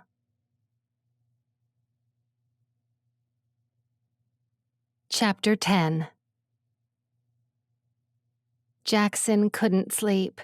He was thinking about what he would say to his brothers, Hank and Carson. Despite being one of triplets, Jackson could not have been more different from his brothers. They were loud and loved attention. He preferred to be alone and out of the limelight. Carson was a bull rider champion, undefeated for the past 5 years now. Hank, on the other hand, was a ladies' man. Every time Jackson saw him, he had a new girl on his arm. He knew that when they found out about Mia, he would never hear the end of it. Jackson could already hear them in his head, mocking him mercilessly. He had not decided what story he'd tell. The truth wouldn't cut it. If Carson and Hank got so much of a sniff that he was in trouble, they would go straight to Los Angeles with guns blazing, ready for a fight. Then the cartel would take them out, and Jackson would never forgive himself. No, he needed to come up with a lie, something convincing. If he told them that Mia was some girl he'd picked up in the city and decided to bring back for a romantic weekend, they'd see right through it. By the time the sun rose, the inside of Jackson's cheek was raw, and he still had no clue what to tell his brothers. He thanked the heavens that his mother was on vacation. She would not have been able to restrain herself.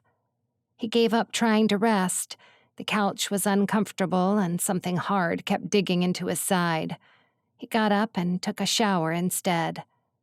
Jackson's stress levels returned to normal as he got dressed in his lucky pair of jeans and pulled on his boots. He glanced at the bedroom door as he fastened his belt buckle. Then he dragged a towel across his damp hair. He considered whether to knock on the door or not. Mia wanted to work on the ranch, but did she know that ranchers get up at the crack of dawn? After the day she'd had and the hour they finally got to bed, he figured she would appreciate the rest. He pulled out a notepad from his desk, scrawled a quick message, and left it out on the wooden countertop. The sound of a rumbling engine approaching had Jackson pick up his hat and march out of his house faster than a bull to a red flag. "Well, look at what we've got here." Carson, the shortest and cheekiest triplet, stuck his arm out of the truck and whistled as his eyes fell on the red Mustang. Jackson set his jaw. He had forgotten about the car. How would he explain this one? Carson shot him a curious look. "Is this your girl?" he asked. A door slammed and Hank swaggered around the hood of the truck with his thumbs stuck in his belt. "Nah, it can't be. Our Jack isn't stupid enough to waste his hard-earned money on a pretty thing like that. You don't want people to be looking at him." Hank spoke so loudly, Jackson hoped Mia was a deep sleeper. "Good to see you again," Jackson said as they clapped each other's shoulders. Hank's heavy hand collided with one of Jackson's wounds, and he grit his teeth against the bolt of pain. The sensation took him back to a memory of getting kicked by a buck on his first hunt. "Are you working today?" Carson shouted from the truck. "We could use a help." Jackson resisted the urge to glance back at the cabin and tapped his hat. "You bet." It was good to be back on the ranch, working hard with the rising sun heating up the day. There was something therapeutic about it. But Jackson couldn't stop thinking about Mia back in his cabin. He wondered if she was awake yet. Maybe he could still make it back in time to make her some breakfast. "What's gotten into you?" Hank barked. Jackson blinked out of his thoughts and realized he had thrown his lasso onto a fence post. A cow grazed next to it undeterred. Jackson climbed down from his horse and loosened the rope, grinning sheepishly. Hank approached on his horse and gave Jackson a look. His lips formed one thin line. Even before he opened his mouth, Jackson knew what he was going to say. "You've been acting odd all morning. What happened to you in L.A.?" he asked. His question sank to the pit of Jackson's stomach like a rock. He should have known that hiding anything from his brothers would have been impossible. Their mother was convinced they had telepathic abilities. Jackson squinted into the sunlight to see Carson rounding up the last of the cattle across the field. "Nothing happened," Jackson said. His voice was too high to sound convincing. Hank leaned against the fence and cocked a brow at him. They had a silent staring competition. Then Jackson exhaled with defeat. "There's a woman in my cabin," he confessed. He figured the best way to get him off the scent was to offer some truth. Hank's brows disappeared under the brim of his hat. "You brought a girl back. Who is she?" This was it. Time to share a convincing story. But he had not come up with one, and the whole truth was off the table. Telling his brothers that he brought a matchmaker back home didn't make any sense, so he went with the next best lie. "She's a friend of David's wife," he said. "So, David gives you a Mustang and a woman? You need to introduce me to this guy." Hank chuckled and elbowed Jackson's arm. Unfortunately for Jackson, Hank's elbow collided with one of his wounds, again. "Hey, Carson, get over here," Hank shouted, ignoring Jackson's wince. Carson rode his horse over to the men. "What?" he said.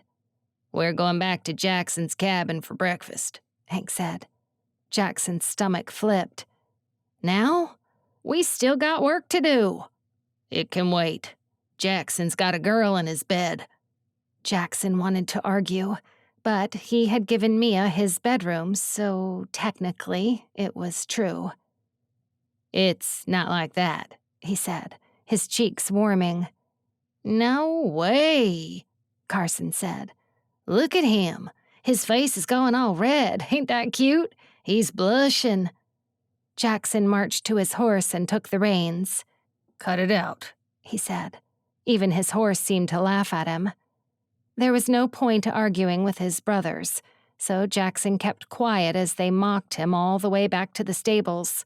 They were still chuckling after they secured the horses and got into the truck. Are you taking her to the rodeo? Darlene'll be there, you know. This'll be the most drama this place has ever seen, Carson said. Jackson stifled a groan and glanced at his cabin window as they rolled to a stop. He hadn't thought about his ex-girlfriend, Darlene, and what drama might lay ahead. Mia was about to have the shock of her life, and he had no way to prepare her for it.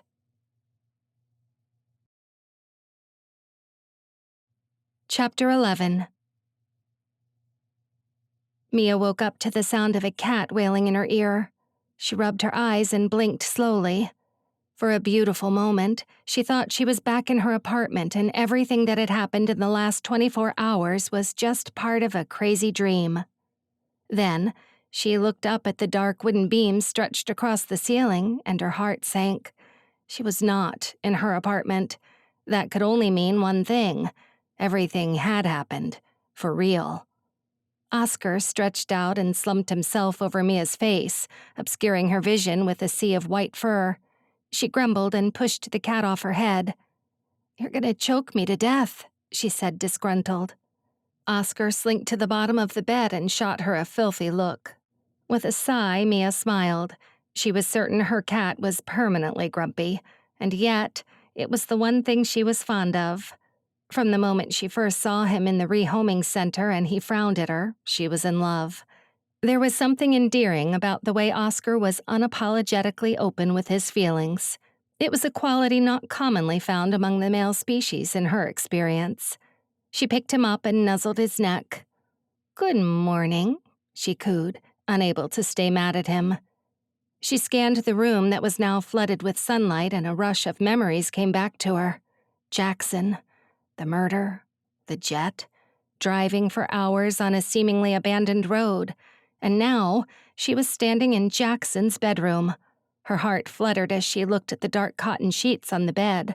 Last night she had collapsed into it without another thought. The fact that she was sleeping in Jackson's bed hadn't even crossed her mind. Until now. She turned away to inspect the room. Jackson seemed to be a minimalist. There were no piles of laundry on the floor or stacks of papers on the solid wood desk sitting by the window. The room had a large white rug and an overbearing mahogany closet in the corner. It looked old, antique maybe. Mia wouldn't have been surprised if the closet actually opened up to a whole other world.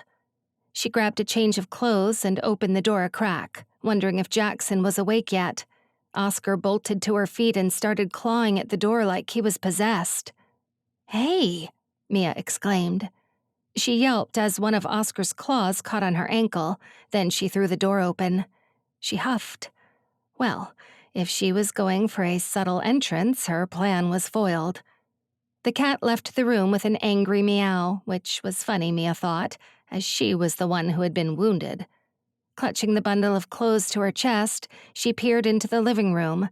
A heap of blankets lay crumpled on the couch, and Jackson was nowhere to be seen. Only a row of animal skulls stared back. Before Mia could move, Oscar had reached the front door. He began to claw at it. The sound made Mia's ears itch. She flinched and marched across the room to grab it. Fine. Go out, you crazy cat, she said loudly. The door swung open. To Mia's utter surprise, 3 identical cowboys were standing on the front porch. She cried out with shock and dropped the clothes in her arms. She resisted the urge to look down, and her left eye twitched from the effort. She forced a smile instead. The men stood blinking at her with equally bemused looks on their faces. There she was, standing in nothing but an oversized nightshirt, her hair frizzing at the ends and a pink bra peeking out from the pile of clothes at her feet. All three extremely handsome cowboys were standing less than 3 feet away. "Well, hi there," one of them said.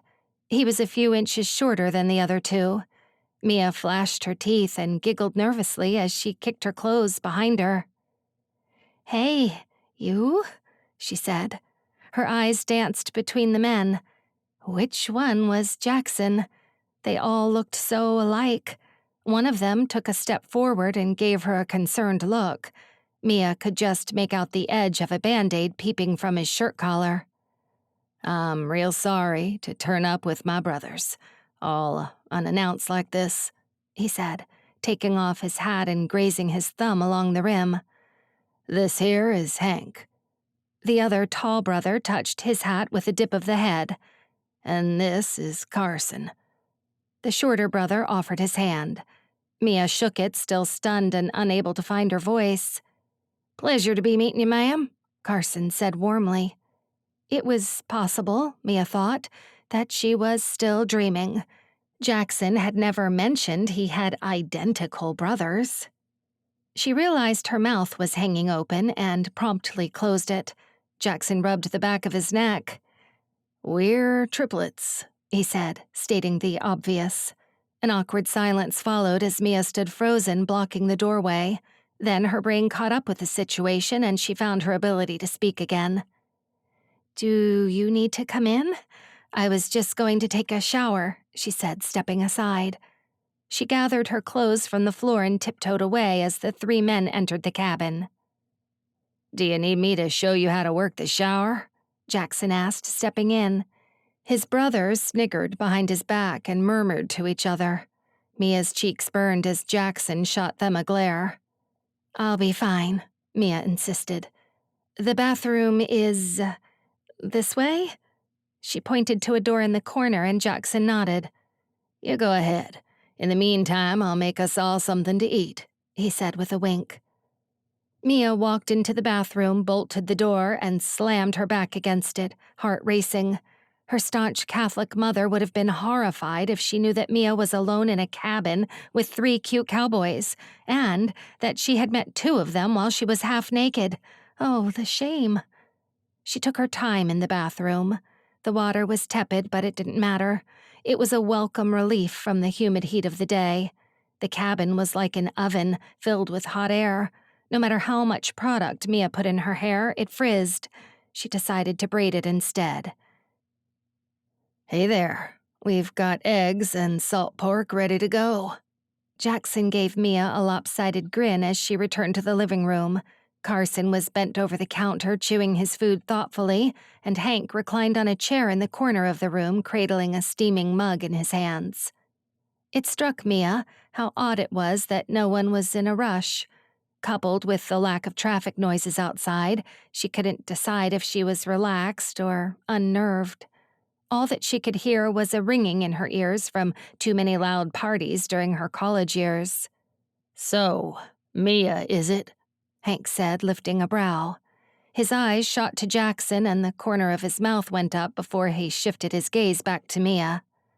"How long have you been friends with Jackson?" he asked. Mia froze on the spot and balled her nightshirt up in her arms. She tried her best to not let her panic show as she straightened her face and resisted the urge to glance at Jackson. Judging by the sudden clatter of cutlery in the kitchen, she could have guessed his reaction. "We're not exactly friends," Mia blurted. Someone coughed. Both of Hank's brows were raised. "Oh, forgive me for misunderstanding," he said.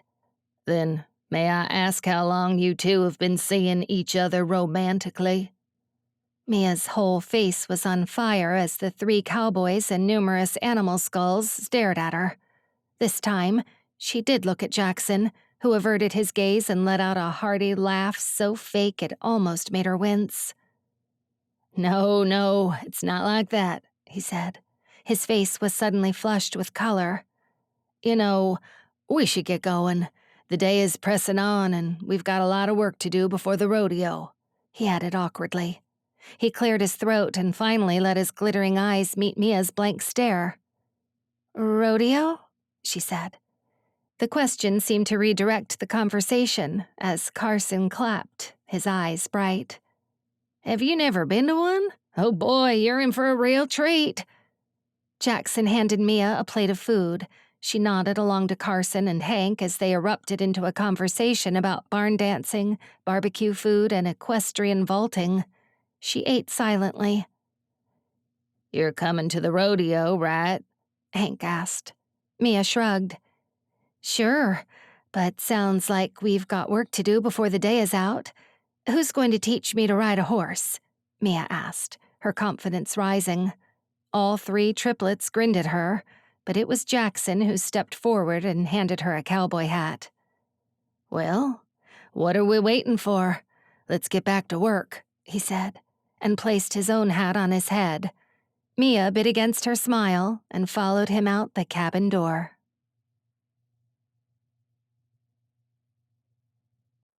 Chapter 12. It took all of Jackson's resolve not to spend the entire day staring at Mia. She looked good in denim. Her dark braids rested on her collarbone and the cowboy hat sat a little too low on her forehead. Jackson wanted to lift it up, but thought it best not to. Mia was a natural cowgirl. She didn't squirm away when he showed her how to milk a cow. She didn't even bat an eyelid when a squirt of milk splashed out of the pail and hit her white shirt. She wasn't afraid to get her hands dirty either, getting down on her knees to hold up a broken gate while Jackson fixed one of the hinges. His horse even took a shine to her and kept nudging her back with its nose. "Want to take a ride?" Jackson asked, holding out his hand. Mia looked up at him with a grin, her upper lip shiny with perspiration. This could not be the same woman as the one in the pizzeria, Jackson thought. At the ranch, she was playful and relaxed. It was as if her memory of the night before had been wiped from her mind. She took his hand and his heart skipped a beat. "I've never been on a horse before," Mia said. She stuck a foot in the stirrup and placed her hand on Jackson's shoulder. He tensed as her nails grazed him and his wounds throbbed. He couldn't forget about last night and the promise he had made to keep her safe. As Jackson lifted Mia up onto the saddle, his mind was racing. What if David's plan didn't work? Maybe Mia would have to stay with him on the ranch forever. Well, that wouldn't be so bad. But what if the assailants knew who he was? Then there would be no more places to hide. Mia's laugh brought him back to the moment, and he smiled, casting his worries aside. Right now, they were going to take a ride in the country, and they were perfectly safe. Nothing could go wrong. "I feel like I'm sitting on top of a wobbly mountain," Mia said through a hearty laugh. "I'm slipping." Jackson mounted his horse and joined Mia, who had the roping reins in a death grip. "Relax. We'll take this nice and slow.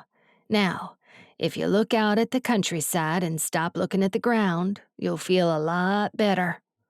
He gave Mia a reassuring nod, and he watched her lift her eyes to look out at the scenery. Her shoulders relaxed a little and she exhaled. Satisfied that she was not slipping, Jackson headed for a line of trees. The blazing sunshine made everything appear yellow in a haze that burned the green out of the grass. Jackson pulled out his flask and offered it to Mia. "Take this. It's easy to dehydrate out here," he said. Mia fumbled with the reins and fisted them in one hand as she shakily took the flask. "Thanks," she said, then took a swig. The two of them settled into silence, listening to the birds chirping and his brother's distant laughter. Thankfully, Hank and Carson had set off to work on the other side of the ranch, giving Jackson and Mia some time alone. Jackson wasn't sure if he could handle more questions. "So, who owns all of this?" Jackson looked at Mia, startled by the sound of another question. "I already told you," he said. When our father died and our mom remarried, the ranch was passed down to us. You and your brothers? Jackson nodded. But Arnie's Smokehouse? That's my baby. He gave her a broad smile. Mia mirrored it. How many smokehouses do you have? She asked. Jackson rubbed the back of his neck while he counted. 12, 13 if you count Los Angeles. Jackson noticed Mia's face sour, her lips pressed together to form a small line.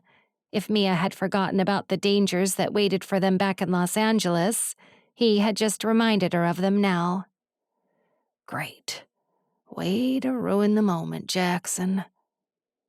He racked his brain to think of something else to say, something to lighten the mood and make her laugh, but his chest tightened and his palms grew sweaty instead. What do you think will happen? The weight of Mia's words sat on Jackson's shoulders. He clamped his jaw and cast his eyes down.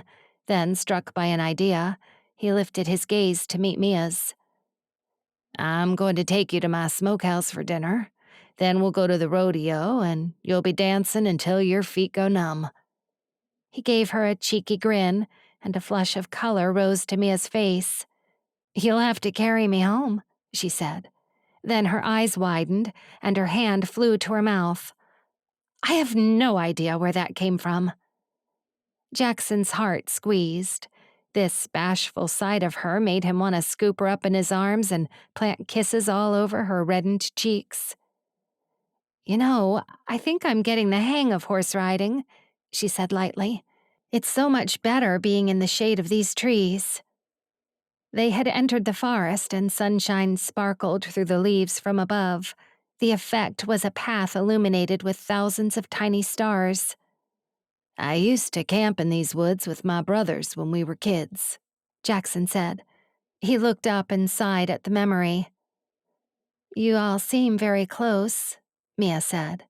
Jackson laughed. You could say that, but if I'm honest, Carson and Hank have never understood me. Why do you say that? Mia asked before taking another swig from the flask. They're extroverted, you could say, and I'm... Mia hummed in agreement. Introverted. I got that from our first meeting. She half laughed as she handed him the flask. Jackson held his breath for a moment, then exhaled. Truth be told, I've never been good with women either. But my brothers, they don't have that problem. I don't know, Mia said in a tone that sent Jackson back to the pizzeria and the moment when she had questioned whether his smokehouse would be a good fit for Los Angeles. I mean, I'm a woman, and you do just fine with me.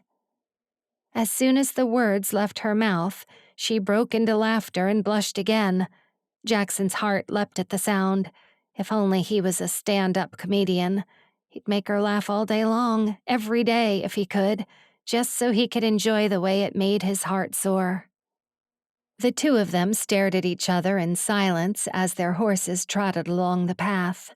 It was like Jackson's whole body had been dipped in a bath of warm milk. Mia's eyes glittered at him, and he wondered what it would feel like to graze his thumb across her bottom lip. Would it be as soft and velvety as it looked? Then he glanced ahead and noticed they were heading for a low branch. Duck, he shouted, and bowed his head. What? Mia cried out. A massive thump followed. Ouch! Now, safe on the other side of the branch, Jackson sat up and slowed his horse to take a look at Mia. Are you hurt? Did it get you? Jackson asked. Mia was bent over, and the cowboy hat obscured her face from view. Slowly, she lifted her head. She had a hand pressed to her face. Her dark brows were pinched together as she replied in a nasally voice. I hit my nose on the saddle. It took every ounce of Jackson's self-control not to laugh. Instead, he cocked his head to the side and gently pulled her hand away to take a closer look. Is it bleeding? Mia asked. Her pretty nose was still intact, but a light bruise was already beginning to form. No, ma'am, but you'll need to put some ice on that. Come on, let's take you back. Here, take my hand. He stretched out his arm. Mia's eyes turned to the shape of saucers. "What are you doing?" she asked in a shaky voice. He gestured to his horse. "It'll be faster if you ride with me," he said. In one swoop, he lifted Mia and she scrambled onto his saddle. Her hands wrapped around his torso, and Jackson tried to ignore the fact that she had her whole body pressed up against his back. He patted her hands at his stomach, then tied the reins of her horse to his own. "Now hold on," he said to her, as they circled back. Mia gave him another squeeze and buried her head in his neck. "Don't let me go," she said in a muffled voice. Jackson's whole body tensed and his heart quickened. "Never," he said in earnest.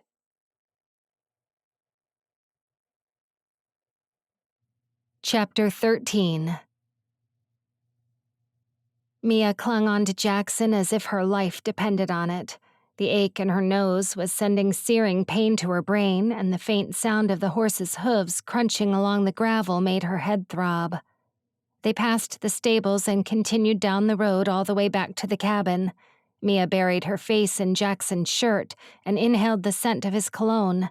His body gave off a faint aroma of sweat that was sending her senses crazy. If she hadn't been in so much pain, she would have noticed Jackson had a hand placed protectively over hers. Back at the cabin, Jackson helped Mia down from the horse and led her to the couch. Then he disappeared into the kitchen area as Mia shut her eyes in a vain attempt to block out the thumping in her ears. "Wow, you hit your nose real hard, didn't you?" Mia opened her eyes. Jackson was back and towering over her with an ice pack. He winced as he looked at her. "Is it bad?" Mia asked. She placed the ice pack on her face gingerly. Jackson removed his hat and ruffled his hair. He didn't need to say anything. The look on his face said it all. Mia groaned. "I'm such an idiot," she said, laying back on the couch. The day had been going so well up until that point. She played it cool even though the smell in the barn caught in the back of her throat and her shirt stank of stale milk. She had even resisted the urge to scream at the sight of a tarantula strolling by as Jackson fixed the gate. Then she smashed her nose into her own saddle and ruined everything. "Don't be so hard on yourself," Jackson said warmly. His deep voice rumbled. "You're not the first person to hit the horn, and you won't be the last." "The horn?" "Yes, the front of the saddle that you hold on to."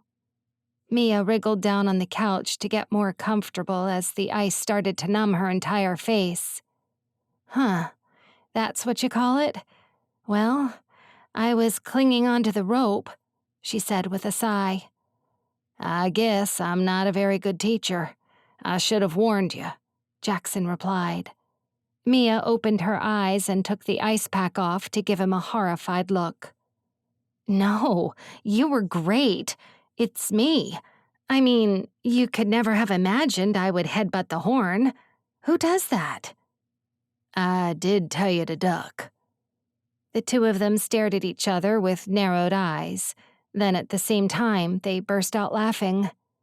"Got any painkillers? I'll just touch up my makeup and then I'll be good to go," Mia said, rising to a stand. Jackson's smile faded. "To go where?" he asked. Mia cocked her head to the side as she studied him. "You're taking me to dinner, right?" "Are you sure you're feeling up to it?" Jackson asked, rising to his feet to join her. Mia laughed softly and lowered the ice pack from her nose again. "Sure, why not?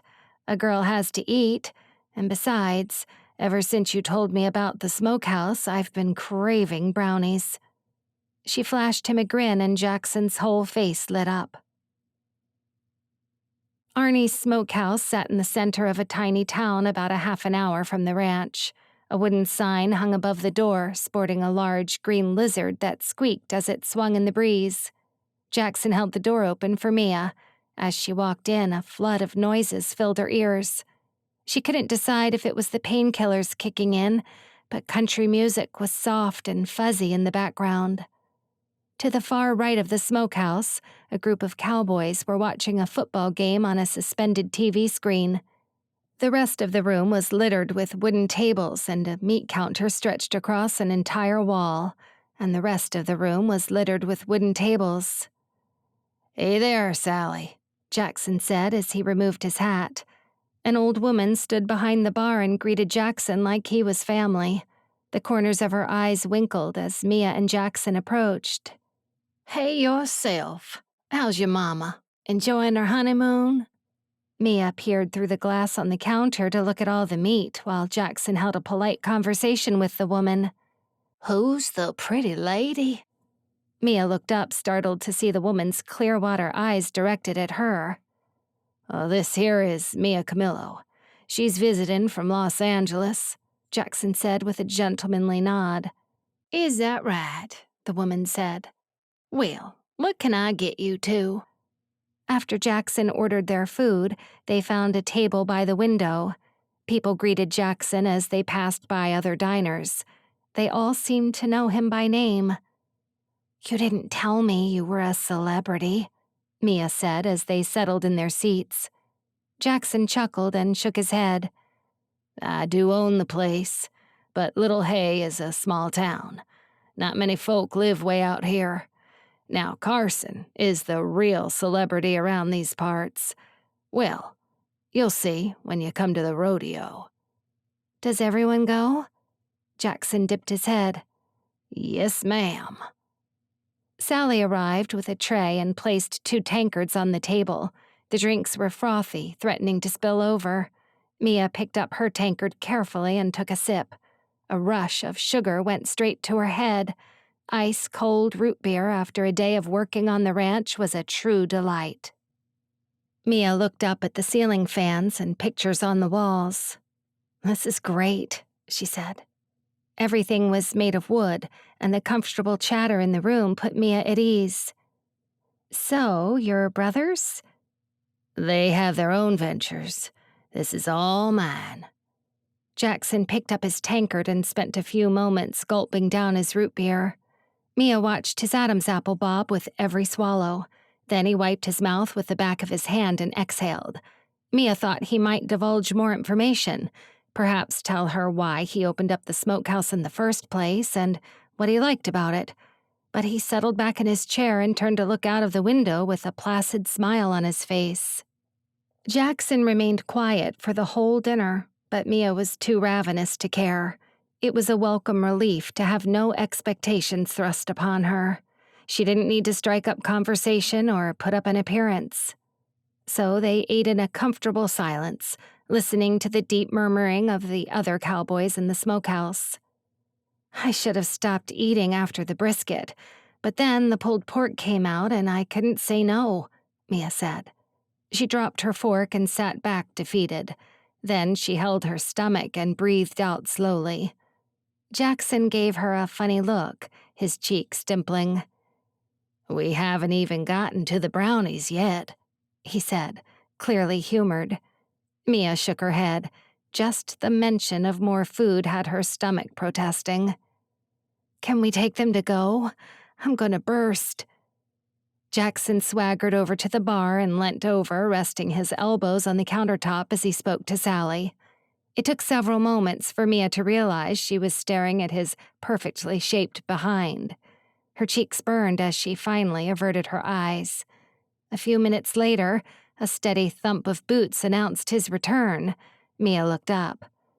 "Ready to go?" he said, holding up a parcel. Mia nodded and rose to her feet. "Thanks, Sally. See you tonight," Jackson called back as they left.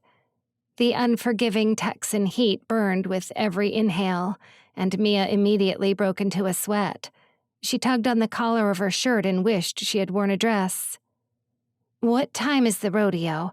Do I have enough time to change?" she asked. Mia turned to look at Jackson but realized he wasn't there. "Jackson?" She spun on the spot to see him standing a few feet away looking at his phone. "Everything okay?" Mia asked, walking back to him. Jackson's face had turned ashen gray, and he didn't reply for a moment. Finally, he looked up at her and put the phone away. "Sorry," he said. His tone was abrupt. "Did you say you want to change? Great idea. I'll take you back to the cabin."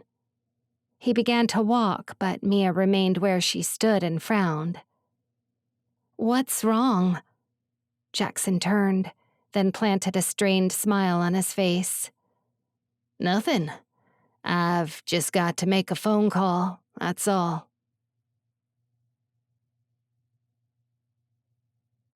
Chapter 14. Call me. The two words burned in Jackson's brain as he drove Mia home. He chewed the inside of his cheek and tried to ignore the snakes writhing in his stomach. Part of him tried to reason that the text was not as ominous as it seemed. Perhaps David was just being streetwise, trying to make sure he didn't leave anything in writing. Maybe he was going to offer good news. On the other hand, the shrewd part of Jackson's mind argued that nothing good ever came from a text message comprised of 2 words. The last time he got a text with those 2 words, an awkward phone call with his ex-girlfriend followed. She said little more than she'd said in her text. "I can't do this anymore." Darlene was a cheerleader, his high school crush. When he'd finally struck up the courage to ask her out, it was graduation and she was about to fly across the country to Tampa, Florida for college. After a summer romance, they started a long-distance relationship, but he was emotionally unavailable and, according to Darlene, incapable of having feelings. Which was not true. Jackson had feelings. His emotions ran deeper than most. It was his ability to express them that was lacking. Sometimes his feelings would swirl around in the pit of his stomach or grip his heart in a vice, and he had no idea how to put those sensations into words. Darlene returned to Little Hay and married Randy Weber, a dentist. He had no problems expressing his love. He showered Darlene with gifts and compliments. Still, even he wasn't good enough. The 2 of them divorced after a long battle with infertility. Jackson mentally shook himself. How could a text message send his mind down such a deep rabbit hole? He hadn't even thought about Darlene since Hank brought her up in conversation. It wasn't the fact that she was going to be at the rodeo that bothered him. What had his mind in a knot was his need to face his demons. What if Mia saw him as emotionally detached, too? What if Darlene spoke to Mia and told her what a loser of a boyfriend he was? What if he couldn't learn to express himself to her? He clamped his jaw and thought about dinner. As he had stared out of the window back at the Smokehouse, his mind had taken him through all sorts of scenarios. Each of them involved Mia. He imagined her tossing her hair side to side with a sultry smile, dancing to the music at the rodeo, laughing with his brothers at the bar, or sitting next to him by the campfire. He pictured her wrapped up in a blanket and gazing up at the stars. He barely touched his food. It was only at the end he realized he'd not said a word. The sun had set by the time they reached the cabin. Mia climbed out of the car and gave him a sheepish grin. "You go ahead. I'll wait here," he said. He tried to sound upbeat, but his voice was strained. "Okay, I'll be quick," Mia said. Jackson watched her disappear into the cabin, her white cat at her heels. Then he picked up his phone. "David, what's the news?" Jackson could hear Emily's faint voice in the background asking for Mia. There was a sense of urgency in her voice. When David spoke, however, he sounded calm and controlled. "You can relax. The deal is done. The cartel won't be giving you any more trouble." Jackson's stomach unknotted and he took a deep breath. "Well, that's a relief," he said, resting back in his seat. "How is Mia? Is she okay? Can I speak to her?" Emily's frantic voice was louder now. "Mia's fine. She's enjoying cowboy life. We're going to a rodeo tonight." Jackson said loudly. There was a silence, and Jackson glanced at his phone to check that the line hadn't gone dead. Then Emily's voice boomed out of the speaker. "That sounds like a date.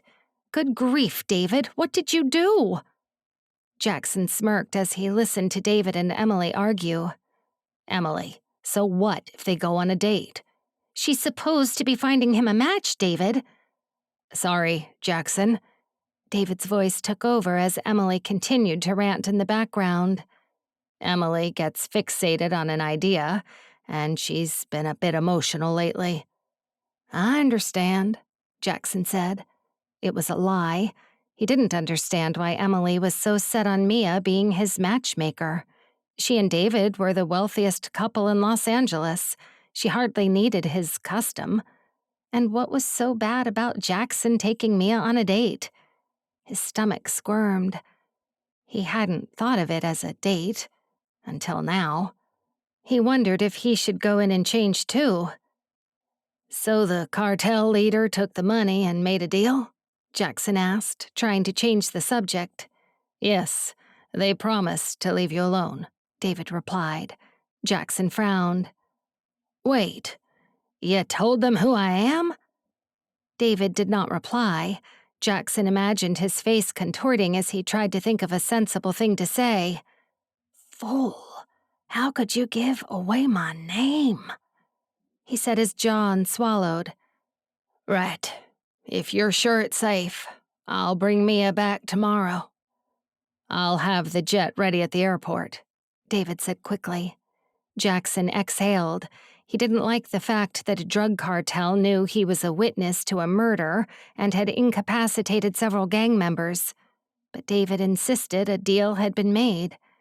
As Jackson ended the call and stared out at the darkening sky, he couldn't help but wonder. Was it really okay to go back?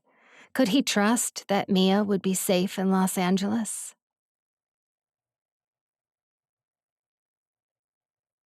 Chapter 15. Mia's phone buzzed on the bed as she rushed around trying on different outfits. She wriggled into a short denim dress and pulled on a pair of ankle boots. Her nose ached, even though it looked somewhat normal, and her stomach was uncomfortably full. Yet, nothing could distract her from the fact that her heart was thumping wildly against her ribcage. She pulled her braids out and ruffled her hair so that it sat wild and curly below her shoulders. She finished the look with a dark lipstick. Oscar lay sprawled out on the bed, blinking at her as she paced the room. She was mindful of the fact that Jackson was waiting outside for her, probably on a mysterious phone call talking about who knew what. Emily's face flashed on Mia's phone, and her stomach lurched. What if it was bad news? More than anything, she wanted to enjoy this evening and have some fun. She imagined barn dancing and cracking jokes to Hank and Carson, making them roll their heads back and laugh, an image that was completely unrealistic because Mia was not the type of person to tell jokes at a party. Her phone buzzed for the fourth time, and Mia finally answered, knowing that Emily wasn't going to leave her alone. "What's this I hear about you going on a date with Jackson?" Emily's shrill voice echoed about the room, and Mia fumbled with the phone to turn off the speaker. She pressed it to her ear with a shaking hand, hoping Jackson hadn't come inside the cabin and overheard. "What? Who told you that?" Had Jackson told David they were going on a date? The thought made her heart flutter. "Did you already forget what I said? Don't fall for the cowboy, Mia. If you can't control yourself, how will I ever trust you to be a professional at the office? This is exactly why I didn't want to give you a client." Mia rolled her eyes as she listened to Emily's rant. There was something about being thousands of miles away in the middle of nowhere that gave her perspective.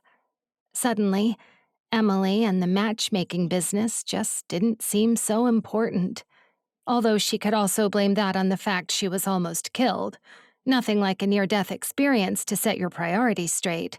Anyway, she liked Jackson, and if there was even a tiny possibility that he liked her as well, She was going to jump at the opportunity. He's not a client anymore. You know that, right? He's got other things on his mind besides working with a matchmaker. Silence. Mia wondered if this was the first time anyone had ever stood up to the great Emily Marks. It's all right, Emily. Let them have fun. Mia could just make out David's gentle voice in the background. Fine. But Mia, Jackson is a friend of ours. If you break his heart... Mia wanted to roll her eyes again. She knew full well that Emily hadn't even known his name until a few days ago. Yes, ma'am, she said with a salute. Emily's voice grew quiet as she spoke to David. For goodness sake, they've been together 2 days and she's already starting to sound like him. Mia chuckled. Did you hear? Emily said, her voice crystal clear now. The cartel has accepted the deal. It's safe to come home now. Great. That's wonderful. Mia's voice was hollow. It wasn't really wonderful. She wanted more time in Texas with Jackson. Now that it was safe to return to Los Angeles, there would be no reason to stay. Oh, and Mia, I want to see you in my office first thing on Monday morning, Emily said. There was a note of finality in her voice. Mia ended the call and chewed on her lip. In the midst of all the drama, she had completely lost track of time. She didn't even know what day it was. Oscar's back paw twitched as he snoozed on the bed. Mia watched him with jealousy. He breathed heavily and seemed totally relaxed. He was probably having cat dreams about a room filled with fuzzy toys and endless bowls of food. Mia was conflicted. No one was after her. Great. But judging by the stern tone in Emily's voice, she had either lost her job or would become buried under enough paperwork to make her wish she was fired. She could forget about ever having her own client again. She still had tonight, though. This was her chance to throw all those worries aside and enjoy a date with Jackson. The thought gave her chills, happy chills. If all we've got is tonight, I'm going to make the most of it, she said out loud. Oscar stirred and let out an angry purr as he rolled onto his back, completely unaware of Mia's rising excitement.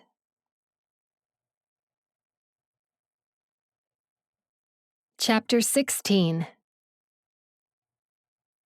Jackson knocked on his bedroom door. There was a thump followed by the screech of a cat, and then the door flung open.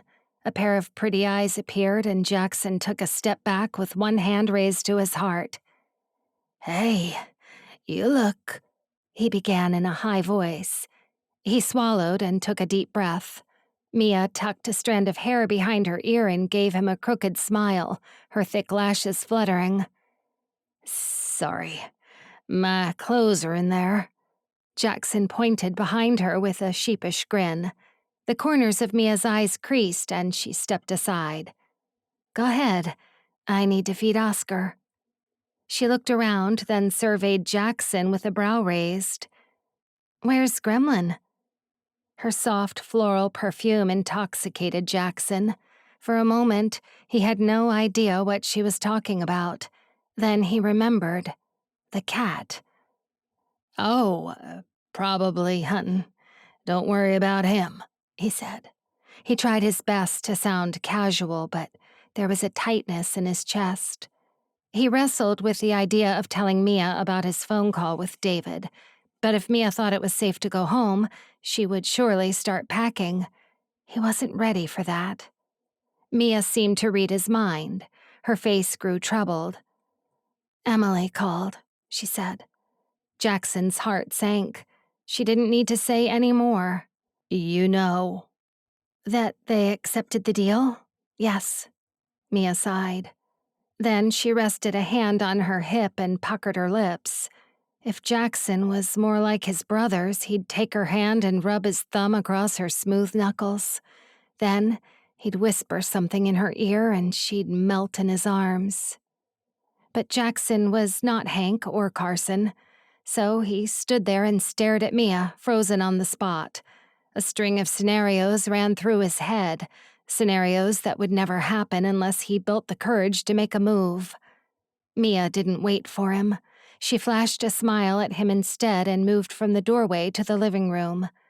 The air around his body lifted, leaving Jackson feeling hollow inside. "So, where are your brothers?" Mia called back as she searched the drawers in the kitchen. "And where's the can opener?" Jackson rubbed the back of his head and leaned against the doorway. Meanwhile, Oscar strutted into the living room, dragging his tail across Jackson's legs as he passed. "Never mind, found it," Mia announced, brandishing a metal can opener in her hands with a look of triumph. "My brothers will be at the rodeo by now," Jackson said. He watched Mia with fascination. The way her body moved was so elegant and graceful, it had him transfixed. Mia hummed along to an imaginary beat as she opened the cat food and emptied it out into a metal bowl. Then as she bent down to place it on the floor, her dark hair obscured her face and the neckline of her shirt hung low. Jackson's mouth went dry. He averted his eyes and swallowed hard. "I'll be out soon," he said.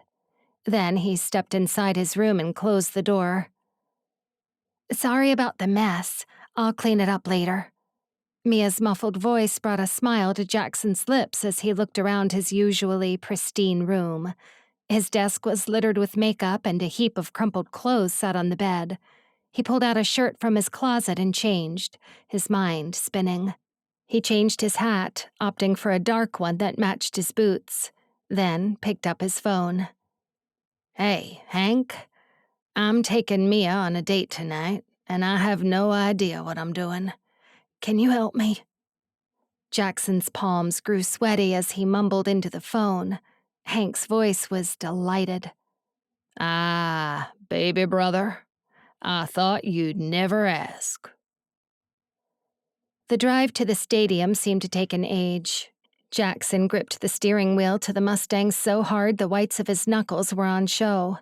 Mia turned on the radio and settled into her seat, bobbing her head and tapping her knee to the country music. She was so calm and relaxed.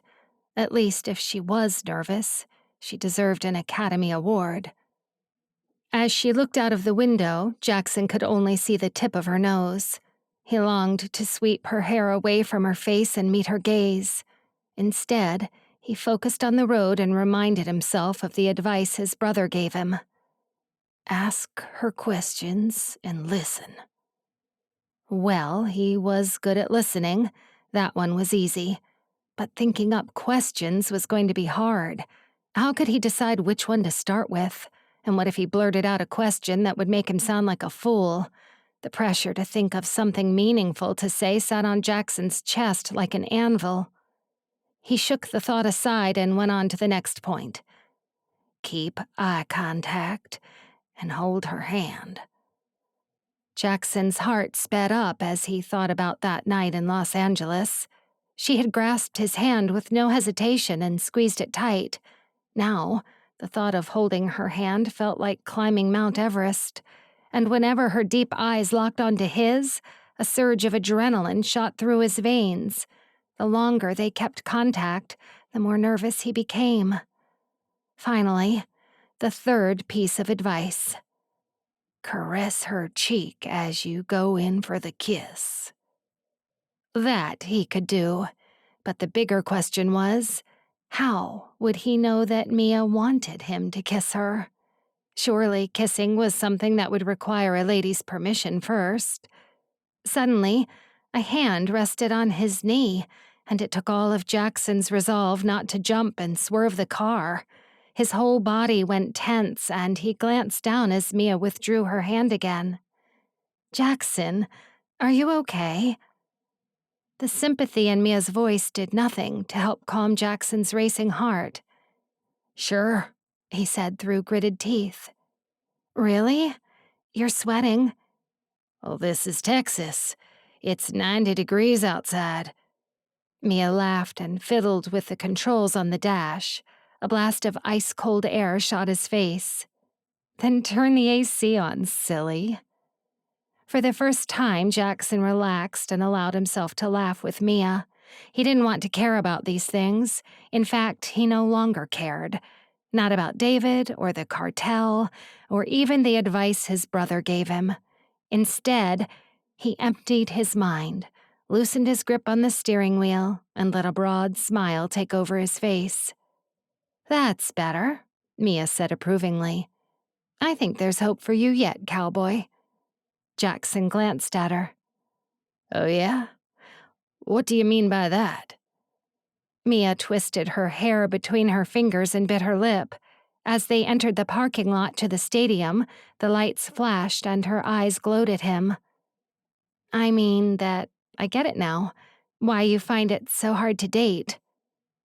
Jackson opened his mouth, but no sound came out. Had she been speaking to Hank too? How could she have known he struggled with women? Undeterred by his silent protest, Mia continued. "But don't worry. I think I can tame you." Jackson wondered what made her think he needed taming, and what the process would even look like. Then, a broad smile took over his face and his heart sped up again, this time with excitement. He parked, turned off the ignition, and turned to Mia. Then he touched the front of his hat and smirked at her. "Well, I'd like to see you try."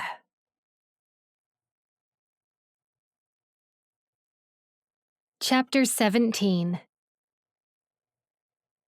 As they entered the stadium, Jackson's composure changed. He squared his shoulders, put on a broad smile, and greeted people as they passed. This time, he introduced Mia as well. They climbed the steps, and Mia took in the vast stadium seating. There must have been 10,000 cowboys and girls in the arena. Women, children, babies. The positive energy was soaring. "Here we are," Jackson said, and he gestured for Mia to take a seat. She sidled past and recognized Hank sitting next to a blonde. "We meet again," Hank said with a wry smile. "Mia, this here is Brittany. She's my favorite cheerleader." The blonde nudged him but didn't argue. Mia nodded to her as she sat. "Brittany, this is Mia, Jackson's new girlfriend from Los Angeles," Hank continued. Mia bit her lip and dared herself to not correct him. Jackson settled next to her and leaned forward to wave. "Hey there, Brittany. How's practice? Feeling confident about Daytona this year?" Brittany's whole face grew crimson as she beamed. "Ready as I'll ever be. Coach Ranks is working us all hard." "Don't work too hard, baby, and you don't want those bruised ribs to break." Hank brushed a strand of hair away from her face. Brittany leaned forward. "You worry too much, Hanky." And the two of them began a passionate round of kissing. Mia looked back at Jackson and wrinkled her nose in disgust. "Hanky?" she whispered. Jackson shook his head. "I know," he whispered back. "Look, it's starting." The rodeo was a fascinating experience. Nearly every seat in the stadium was taken. The lights and music were intoxicating, like an epic party for the senses. When a woman came out and sang the American national anthem, Mia was almost blown away. "Her voice is incredible," she whispered to Jackson. Jackson grinned and nodded. The announcer's voice boomed through the stadium as a line of young girls rode on horseback and circled the arena. "Here comes this year's rodeo queen and her princesses." The queen wore a sash and thousands of sparkling diamantes adorned her chaps. She waved to the crowd, barely holding on as her horse leapt over a beam. The crowd cheered. Some young gymnasts trotted out on horseback and began to perform tumbles and twists as their horses cantered around the arena. More cheers followed. "Ah, Carson is up next. Now this is what a celebrity looks like." Jackson winked and pointed as the announcer introduced his brother for the bull riding competition. A roar of cheers flooded the stadium. Carson charged out on the back of a raging bull and waved gallantly at his fans. "Always a show-off," Hank said with a shake of the head. Mia joined everyone in applause and watched in awe as Carson rode the bucking bull. Nausea rose from her stomach as the bull grew more and more aggressive. Carson looked like a rag doll being thrown about like that. Mia threw her hands to her face. Then she peeked through her fingers and held her breath. The bull grunted and kicked with so much determination, she was sure that Carson was destined for a bad fall. Somehow, he remained steady, with one hand raised in the air and a gloating grin plastered on his face. The cheers had grown to an almost deafening pitch. Mia didn't know whether to cover her ears or her eyes. "He's done it!" Jackson shouted, clapping wildly. Mia lowered her hands and exhaled with relief.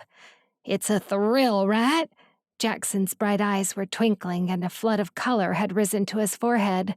He grinned madly at her. Mia couldn't speak.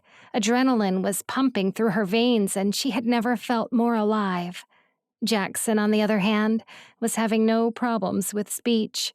In fact, for the first time since they met, Jackson didn't stop talking. All this time, Mia had tried to get him to talk about himself. It had been like drawing blood from a stone. Now he was in his element. He had become a completely different person. He rambled on at length about his first rodeo and the time his brother broke a rib, then got back on the bull a few weeks later to win his first competition. He did perfect commentary, pointing as he explained what was going to happen next. She laughed as a group of kids rode sheep, an activity he fondly referred to as mutton busting. "Are you hungry? Do you want some Navajo tacos?" Jackson blurted. He had just finished a lengthy story about the time he was chased by a sheep as a kid and his brothers stood by and laughed. Mia's head was spinning. All of her senses were overwhelmed, and she was still processing the fact that this shy cowboy had so much to share. Before she could ask him what a Navajo taco was, though, fireworks exploded over the stadium. Mia stiffened and Jackson blurred from view as her eyes glazed over. The cheering crowds faded and, in an instant, she was back in that dark alley. The bangs were bullets, not fireworks. A barrage of bullets flew in her direction. As if in slow motion, Mia rose to a stand with her hands clamped over her ears. Each new explosion squeezed her heart so hard it took her breath away. The men lying in the alley staggered to their feet, and their eyes shone like torchlights, burning her very soul. Each man raised his gun and pointed his barrel directly at her chest. "Mia?" Two hands grasped her waist firmly, and Mia was jolted back to the present. Just like that, she was back. People were milling around and talking. The arena had cleared and, most importantly, the fireworks had stopped. Mia blinked as her racing heart slowed. Jackson's eyes came into view. His face was flooded with concern, and he had a firm grip on her waist. "Come on, let's get you out of here," he murmured, pulling her to him. He craned his neck to look behind her. "Later, Hank. See you, Brittany." Mia was dazed. She let Jackson half carry her down the steps and they followed the huge crowd out of the stadium. Once they returned to the car, Jackson opened a door. Mia climbed in shakily and Jackson dropped down to his haunches beside her. "Are you all right?" he asked. Mia was not all right. Her senses were supercharged and she jumped at the sound of a distant car alarm. She stared at Jackson, trying to find the strength to lie. "I'm fine," she said faintly. Jackson's brows went up. "This was a mistake," he said to himself. "I was foolish to bring you here. I should have known it would be too much." Mia frowned at him. "Don't say that. I've had a great time," she retorted. Jackson sighed and took off his hat. "Careful. Your nose is starting to grow." Mia nudged him with a fake laugh. "I'm not lying. I've had an incredible time at the ranch, learning more about what you do and who you are.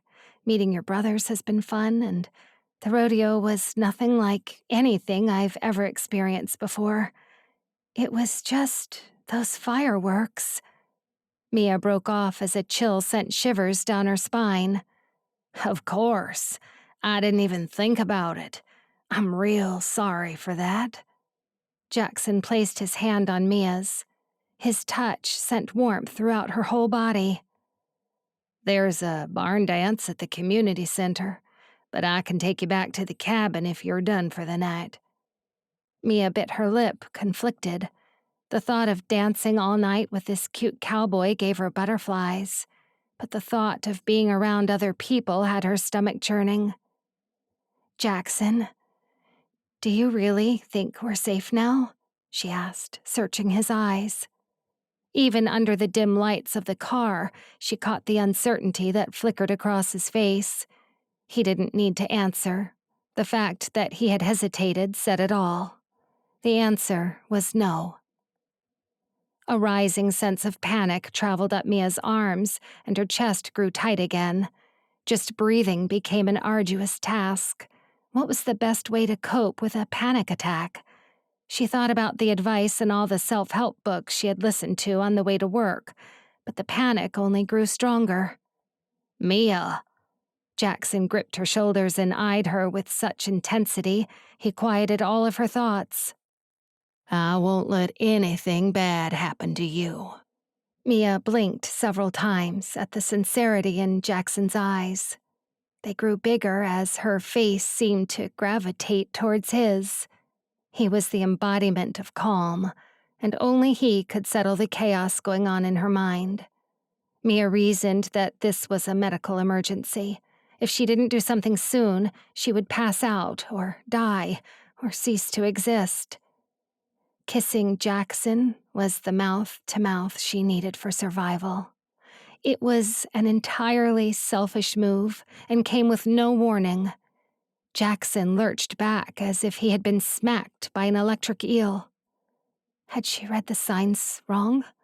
Had Jackson not been flirting with her all day? A jumble of emotion swirled within her as realization dawned. Jackson had pulled away. He'd rejected her.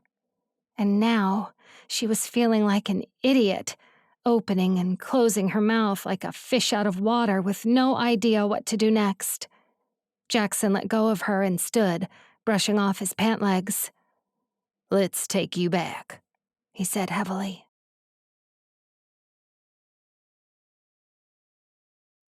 Chapter 18. Jackson kept his hands on the wheel and stared at the dark road the entire journey back. Mia stayed quiet. The only noise came from his own mind, a reprimand in the voice of his brother Hank. What were you doing that for? Kiss her back, you fool. Jackson had not expected Mia to kiss him. In fact, it was the last thing on his mind. She had just asked the very question that had been nagging at his brain ever since he got off that call with David. Were they safe?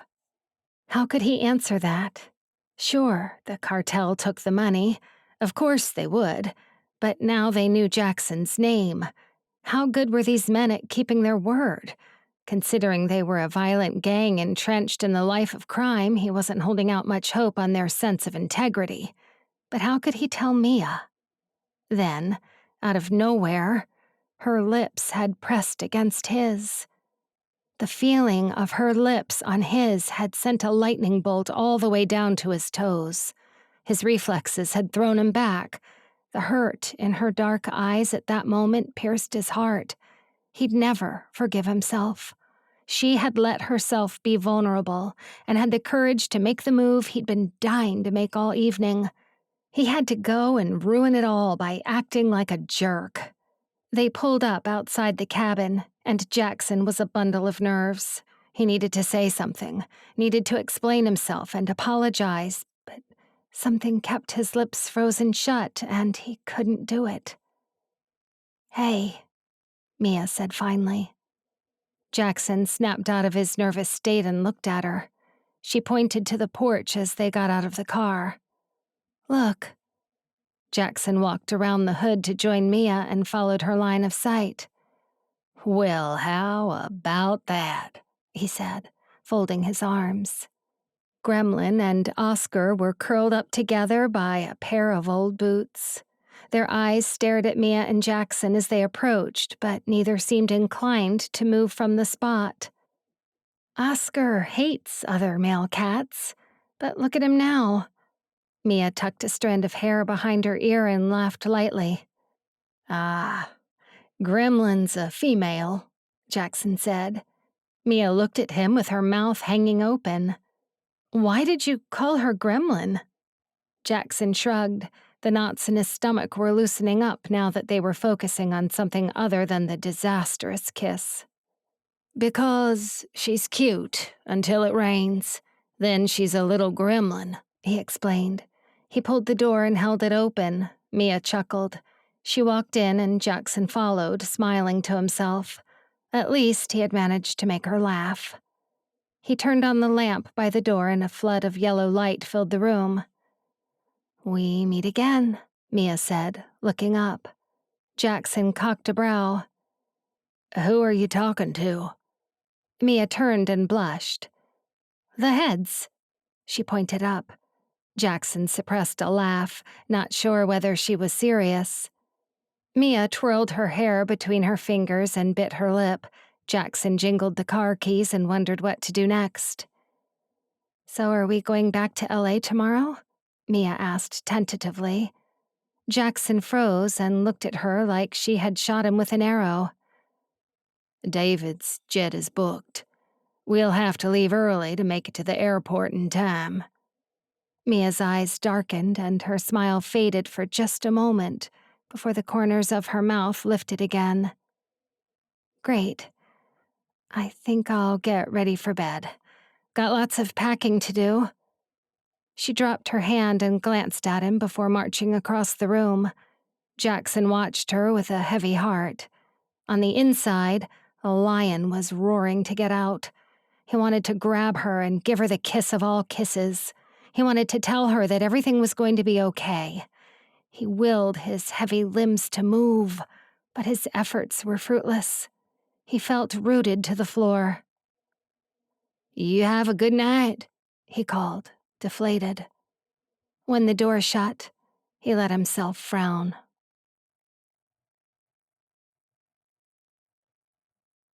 Chapter 19. Mia wrestled with herself all night. What was worse, the painkillers had long worn off and her nose throbbed, but she was too embarrassed to go out and get some more medicine. How could she face Jackson after what had happened? And after the fiasco with the shooting, was she really expected to go back to Los Angeles and report to work on Monday, pretending nothing had happened? By the time her body gave into sleep, the sun had started to rise. Mia's eyes drew heavy and she exhaled slowly. She was finally relaxing when a soft tap on the door made her jump. Time to go, Jackson's muffled voice said. Mia slept in the car and dozed on the plane while Jackson stared out of his window in silence. She didn't complain. What more was there to say? Soon they would go their separate ways and Mia would never see Jackson again. At least Emily would be happy. She didn't want Mia to date Jackson in the first place. Now her mind was on Emily. Mia's stomach knotted. There was something about her boss that always had Mia on edge. On the one hand, she respected her strength and outspoken nature. Her brutal honesty was refreshing. She always knew where she stood with her boss. But on the other hand, Emily was harsh, cold even. She also had the worst mood swings of all the people she knew. And yet, more than anything, Mia wanted to be like her. Can I carry your bags for you? Jackson's question startled Mia. She had been so lost in her thoughts she hadn't noticed the cab pull up alongside her apartment. She nodded and her heart sank as she pushed open the door. Jackson carried her bags up the staircase with apparent ease and set them down when they reached her door. He removed his hat and looked at her with so much intensity, Mia almost took a step back. I'm sorry for everything, he said in a deep, humble voice. His words made her heart heavier than ever. I feel responsible for all the trouble you've been through, but I want you to know that I think you are great, and I hope you have a happy life." Jackson's mouth was saying one thing, but his eyes said something else altogether. They glistened at her, and his face twisted into an irresistible smolder. "You're apologizing? I'm the one who messed everything up," Mia blurted. The corners of Jackson's eyes creased as his face broke into a smile. "You've got nothing to apologize for," he said firmly. He caressed her cheek and gazed at her warmly for a moment.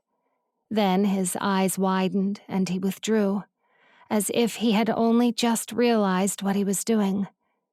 Mia touched her face. Her skin burned where his hand had been, and her stomach was doing flips. "Well, neither do you," she said. They shared a mutual smile, and for a moment, Mia considered inviting him in for a drink, but an angry meow diverted her attention. "Oscar, right. I should take him inside," she said, looking back at Jackson. His face fell and he nodded before he put on his hat again. "Well, I sure hope you'll come to the Smokehouse opening," he said, stepping back. Mia started nodding enthusiastically. "Sure, I wouldn't miss it," she said quickly. Her spirits lifted. Perhaps she would see him again after all. "And you have my number, if you have any trouble," he added, hovering near the stairs now. Mia swallowed against the lump in her throat. She didn't want him to leave. "Bye, Jackson," she said despite herself. Her eyes brimmed with tears as he disappeared, and she listened to him descend the steps. Standing alone in the hall with her grumpy cat, Mia felt hollow. Jackson was gone. But he didn't have to be. She knew he was an introvert, and his eyes told her that perhaps he did possess feelings for her. So what was the harm in inviting him in for a few hours? Maybe they could bond over a steaming mug of coffee. She could make him a lasagna using her family's secret recipe. Perhaps then he would let his walls down and let her in. Mia took a breath and ran after Jackson, leaving Oscar by her open door with her keys still hanging from the lock. A rush of adrenaline flooded her veins and her ears rang as she left the apartment block and burst out onto the sidewalk. "Jackson!" she called out and spun around looking for any sign of him. The taxicab was idling nearby with the driver looking at his phone. "Hey, did you see the cowboy?" she asked, sticking her head through the open window. The driver didn't even look up. He raised a hand and pointed ahead. "Thanks," Mia shouted and raced off down the street. Her brain ran through cheesy scenarios of endless dates, dancing in the streets, kissing in the rain, introducing Jackson to her family in Italy, and finally, Jackson getting down on one knee beside the Trevi fountain. She dashed through the pedestrians, scanning heads for a cowboy hat, but he was nowhere to be seen. Then, something made her stop next to an alley close to her apartment block. When she heard a thwack and a low grunt, her senses went into high alert. She ran towards the noise. Her feet tripped over something on the ground and she stumbled. It was a crumbled cowboy hat.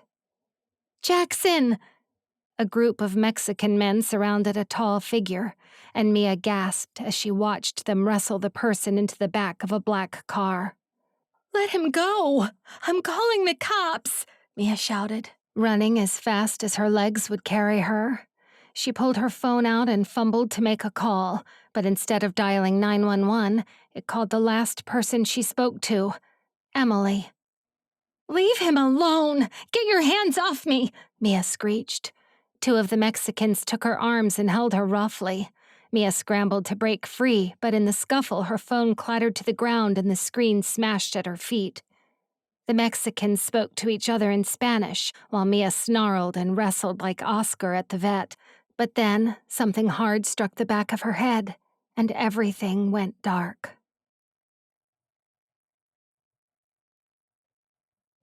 Chapter 20.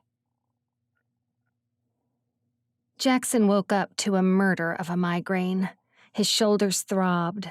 He tried to rub his eyes but couldn't move his hands. They were tied behind his back and he was lying face first on a hard floor.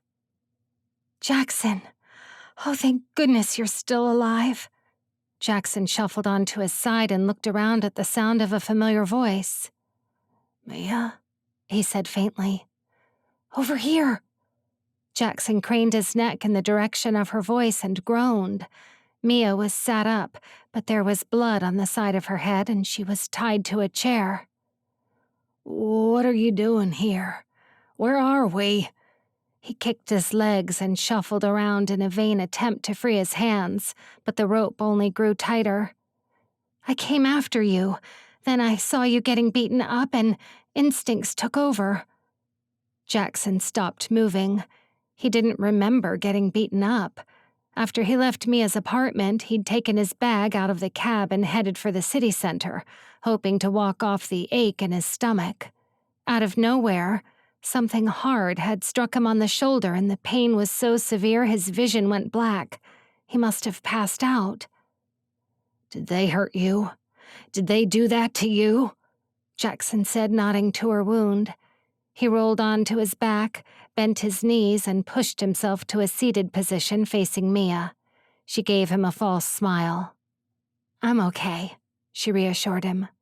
"I've not been awake long." Jackson's stomach lurched. They did hurt her.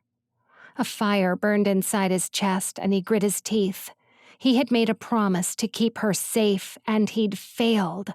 Twice. "You know, I think this used to be a studio lot," Mia said, snapping Jackson out of his head.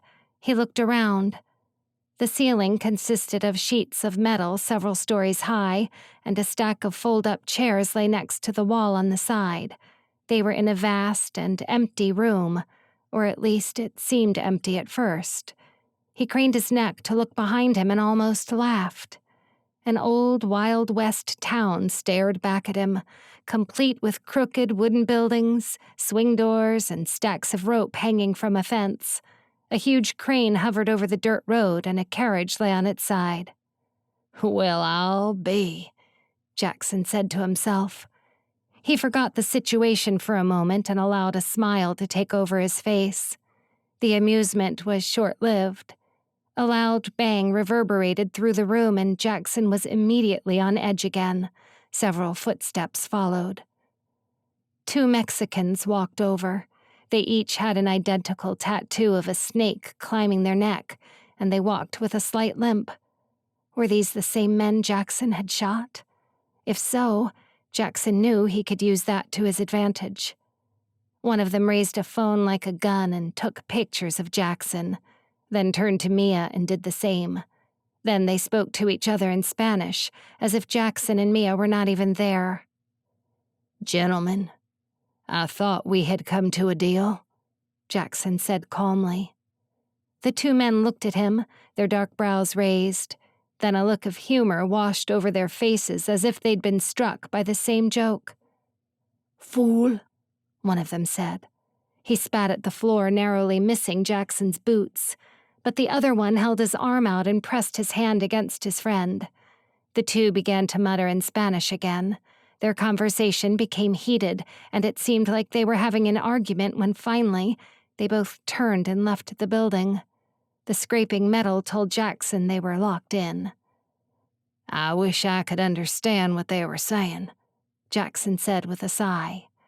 His eyes darted around looking for something sharp. Anything with an abrasive edge he could use.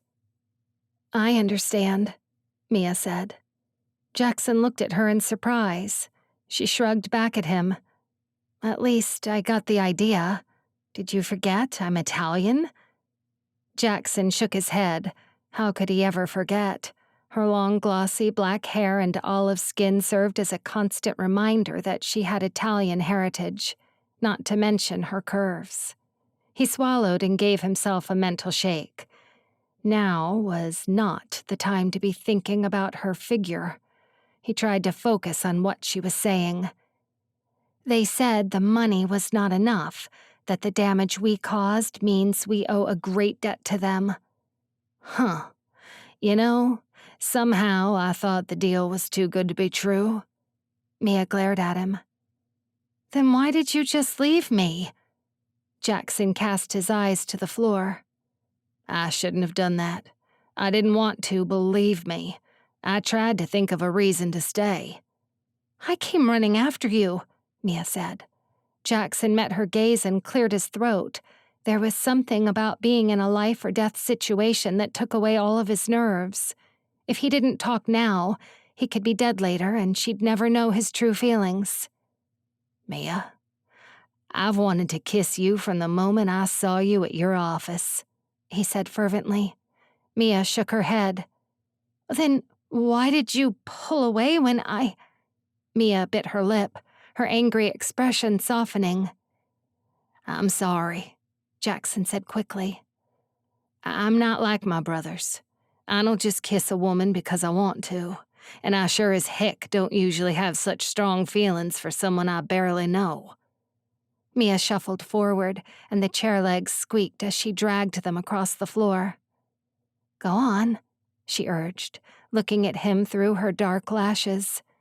Even with her hair stuck to her face and a trail of dried blood staining her temple, she was adorable.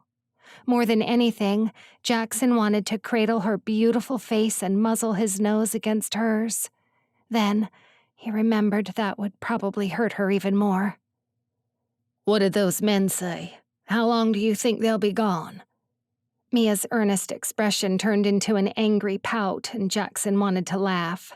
Sure, they could keep talking about their feelings, but wouldn't it have been better to escape their impending doom? They know your family is rich, and they found out I'm close to David and Emily, Mia said carefully. Jackson wasn't following. Yes, his family had money, but he had more. He couldn't see why this mess couldn't be sorted out with a simple discussion. So this is a hostage and ransom situation, Mia said shakily. Her face paled and her eyes grew wide, as if the realization had finally dawned on her. Jackson shuffled over to a metal railing and got to his feet with all the grace of a newborn goat. What are you doing? Mia asked, watching him with interest. Jackson turned his back and rocked his hands against the edge of the fence. What? You think this is the first time I've been tied up? I grew up on a ranch with 2 brothers and no Wi-Fi. He flashed her a cheeky grin. Wait, there's more. Mia's voice turned serious. Jackson could feel the rope loosening as he dragged it over the jagged metal, and it raised his confidence. If he could just get his hands free, he could grab his phone and fix this situation. Hey, listen to me, Mia snapped. Jackson stopped and looked at her. The whole cartel is coming. They're going to make an example of us.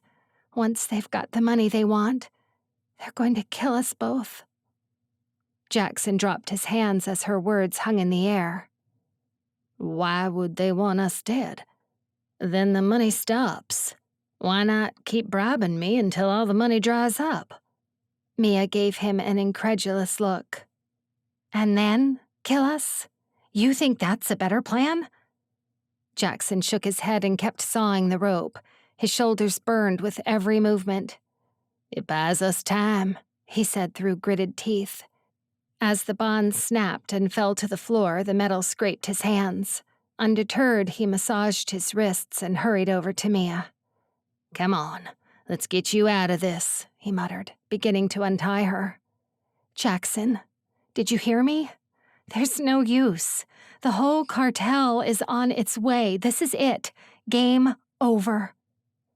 Jackson freed her hands and walked round to face Mia. He squatted down and cupped her face in trembling hands. Small drops of blood fell from his wounds to the ground, but neither of them noticed. Well, if this is the end, I guess I've got nothing left to lose, he said. And then he leaned in. Jackson was not afraid of a cartel, nor was he concerned about getting caught kissing Mia.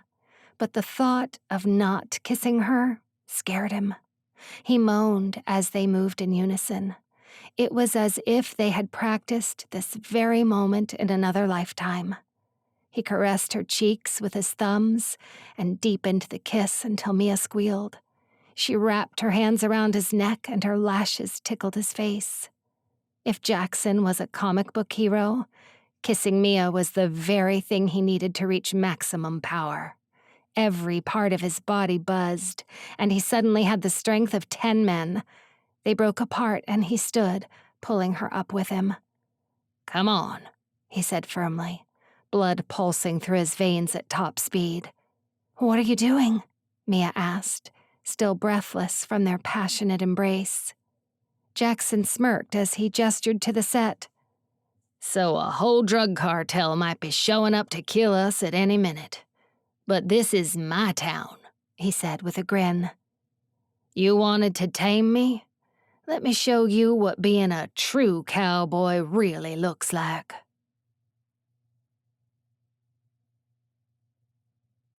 Chapter 21. Mia was experiencing a flood of emotions. Terror, a whole gang was coming to kill her at any moment. Joy, Jackson did have feelings for her after all.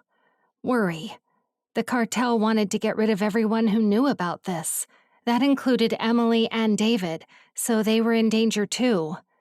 And hope. Watching Jackson launch into action like this was exhilarating.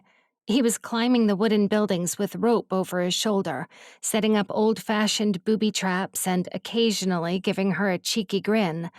Maybe, just maybe, they'd get out of this alive. "I'm going to throw you this rope, and I want you to tie it to the wheel on that carriage over there," Jackson called out. He tossed a rope and Mia caught it. She scrambled down the road and did as she was told. Her father had taken her fishing in Venice many summers while she was growing up. He taught her how to tie a proper knot. "Not bad," Jackson said once he jumped down from the roof to join her. "Now let's get this back on its wheels," he said. The two of them heaved the carriage, and the hinges squeaked as the wheels bore the weight of it again. "Look what I found," Jackson said triumphantly. Mia glanced at the black rope in his hands and raised her brows. "Is that a whip?" she asked.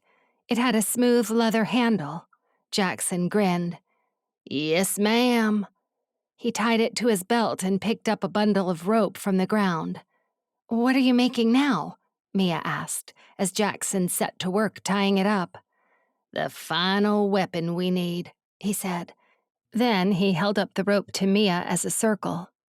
"A lasso."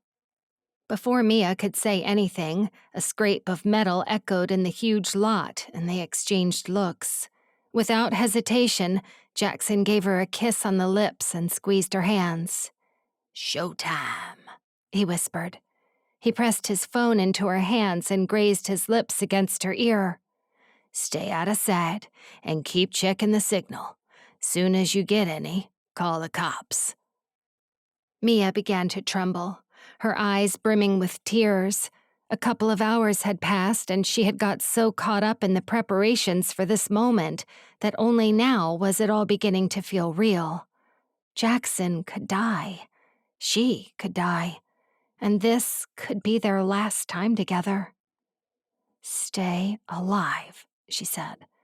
It was a final plea. They hadn't known each other long. She couldn't lose him. Not when there was so much to experience and so many memories to make. Jackson held a finger to his lips and nodded as a thunder of footsteps approached. "Where are they?" "They were right here. I saw them with my own eyes." "Spread out. Look around. They can't have gone far." Mia hurried into one of the buildings and peeked through the window. Jackson climbed out of sight, and for a few tense seconds it seemed that nothing was going to happen. Then, chaos ensued. A wave of screams filled the air. Mia scrambled to another window to get a better look. 3 of the Mexicans were hanging with their legs kicking and their arms pinned to their sides. Another one seemed to fly into the air and bounced back hanging upside down. A tirade of gunfire followed. Bullets flew in all directions, and Mia ducked as the window smashed, showering her with broken glass. She heard heavy footsteps on the roof and the crack of a whip. Then a man cried out and more gunfire followed. Disparale! Shoot him! Mia crawled underneath a table and took out Jackson's phone. Still no signal. She clamped her teeth and took a deep breath, trying to ignore the screams and ruckus going on. Maybe, if I climb up to the roof, I'll get reception? It was better than hiding. She stuffed the phone in her back pocket and shuffled on hands and knees to a small door at the back of the room. Another crack of the whip told her that Jackson was still alive, for now. But she needed to call for help. He was one man against an army. Judging by the rising volume of shouts and cries, the lot was filling up with people, and soon she'd be discovered. Another crack of the whip pushed her into action. She grasped the handle with a sweaty hand and pushed open the door. Then she stood up on shaky feet and looked at the crates stacked around her. "We can talk about this," Jackson shouted. "There's no point shooting me now. What about the money?" An eerie silence followed, like somebody had just frozen time. Mia froze herself, hardly daring to breathe. "Mr. Reeks, we both agree on one thing. No one needs to die today." The reply was oddly calm and measured. Mia needed to get a better look. She climbed the crates like they were giant steps and scrambled onto the roof. She landed on her knee with a thud and winced, but no footsteps followed. "Do you want to talk? I'm reasonable. Come down and talk." Mia army crawled across the roof with Jackson's phone in her hand, keeping an eye on the signal. "I'd be more comfortable if I stayed up here while we talked it out," Jackson shouted back. Mia peered over the edge of the roof, hiding behind a fake chimney, and saw a standoff between a crowd of cartel members, with one of them standing up front, and Jackson, who was standing on the crane. The hanging men had been cut down, and all eyes were on Jackson. Had they forgotten about Mia? It was odd that no one seemed bothered about finding her. "Very well. 2 nights ago, you injured several of my men. One of them is still in the hospital. They shot at me. What did you expect? Besides, I could have killed them, but I didn't," Jackson said. He had his back to Mia, but she imagined his sour face and furrowed brows. Despite the deadly situation, Jackson radiated confidence and authority. This was a new side of Jackson. He stood tall with his shirt sleeves rolled. Veins bulged in his arm as he held onto the crane.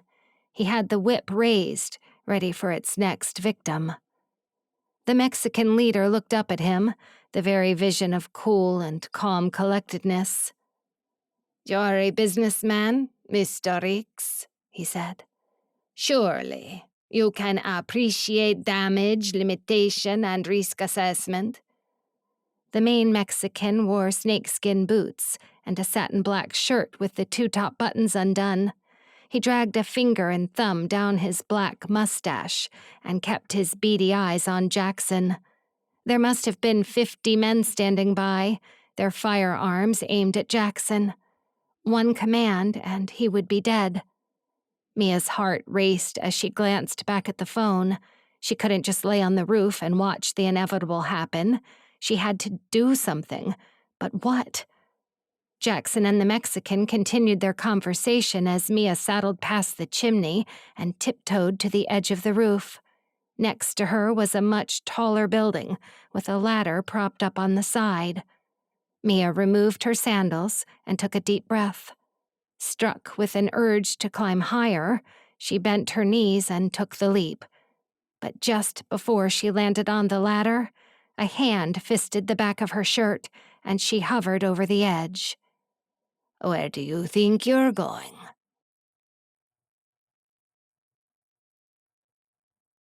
Chapter 22. It was a mighty good thing that Jackson was not afraid of heights. He had spent many summers playing in the barn, climbing hail bays, and leaping off like Tarzan swinging from a rope. This was just another game, he convinced himself. Any moment now, one of the Mexicans would raise their hands and announce they weren't playing anymore. Then they'd all go out for a burger and laugh it off. Reality came crashing back when a bullet whistled past him, narrowly missing his ear. I guess this guy's done talking. Jackson should have known better than to expect any civility from these people. Money was no longer the problem here. It was a matter of principle. How could a cold-blooded cartel leader let the cowboy go unpunished? No, it would be blood for blood. Well, I'm not going down without a fight. Jackson grabbed the whip with both hands and jumped from the crane to the rope. He slid down, bullets flying past, and landed beside the carriage. Thank goodness for Mia and her expert knots. Jackson wrenched on the rope with all of his strength still buzzing from the kiss, and the carriage fell on its side, pulling the massive crane with it. A slow squeak of metal stopped the gunfire, and a tremendous crash followed. Jackson didn't look. Instead, he turned on his heels and bolted further down the street. A man rolled out in front of him, but before he could stand, Jackson had him lassoed and tossed against a wall, knocking him out. 3 more men approached. Jackson flicked the whip and it cracked so loud the men jumped back. They had already witnessed the damage that could be done, and no one was in a hurry to rush forward.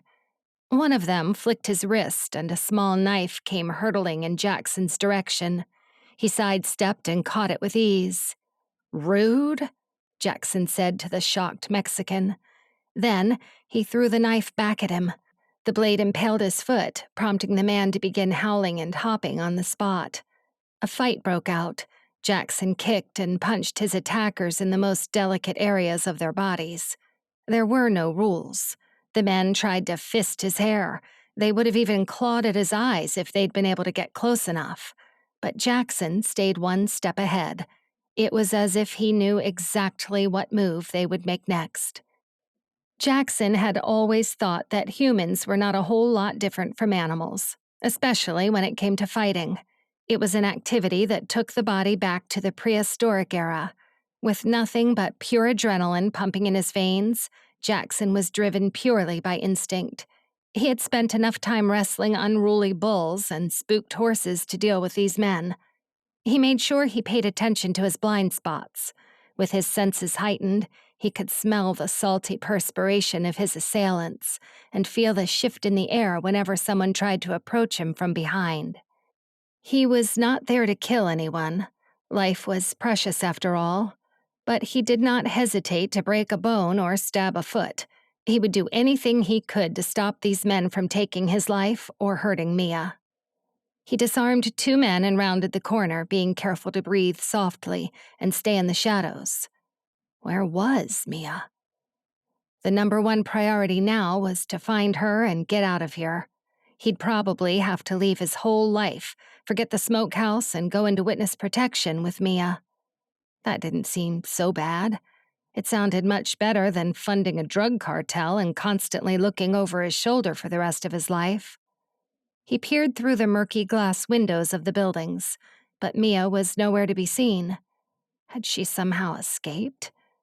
He dashed behind a wall of crates and caught sight of a giant handle. With a grin, he grabbed it with both hands and yanked it down. All the lights went out, casting everyone into darkness. Now, Jackson was the hunter. He crept forward.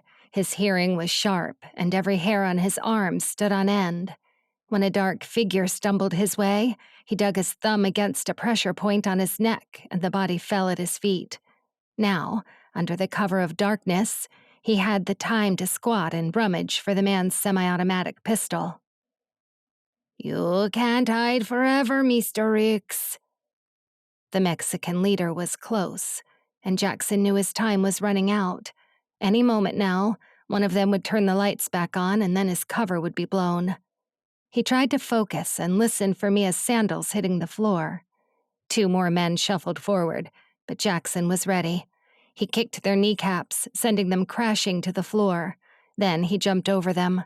His mind never stopped thinking about Mia as he prayed to God that she was still alive. The floodlights came back on, and Jackson had still not found Mia. He rolled and hid behind a forklift truck, peering around the edge to get a look at who was left standing. He was still greatly outnumbered, and every muscle in his body screamed at him, but he couldn't stop now. There was no alternative but to keep fighting. He had no plan but to disarm the gang and get Mia out of there. But even he could admit that the plan was starting to seem like an impossibility. Jackson? His ears pricked up and he stiffened at the muffled voice. They had her. Quit the games and come on out, or I'll make her a death slow and painful. Jackson dropped his shoulders with a defeated sigh. It couldn't be over. Not after how far they'd come. He checked the ammo in his gun and groaned. Not enough. Still, if he got a good target on the leader... Jackson? Forget about me. Save yourself, Mia shouted before her screams were muffled again. Jackson clamped his jaw and stood up bold and straight. Every atom in his body was on fire, and a fury grew within him like a phoenix rising from the ashes. Forget about Mia? Never. Without another thought, he raised the gun, braced himself, and stepped out into plain sight.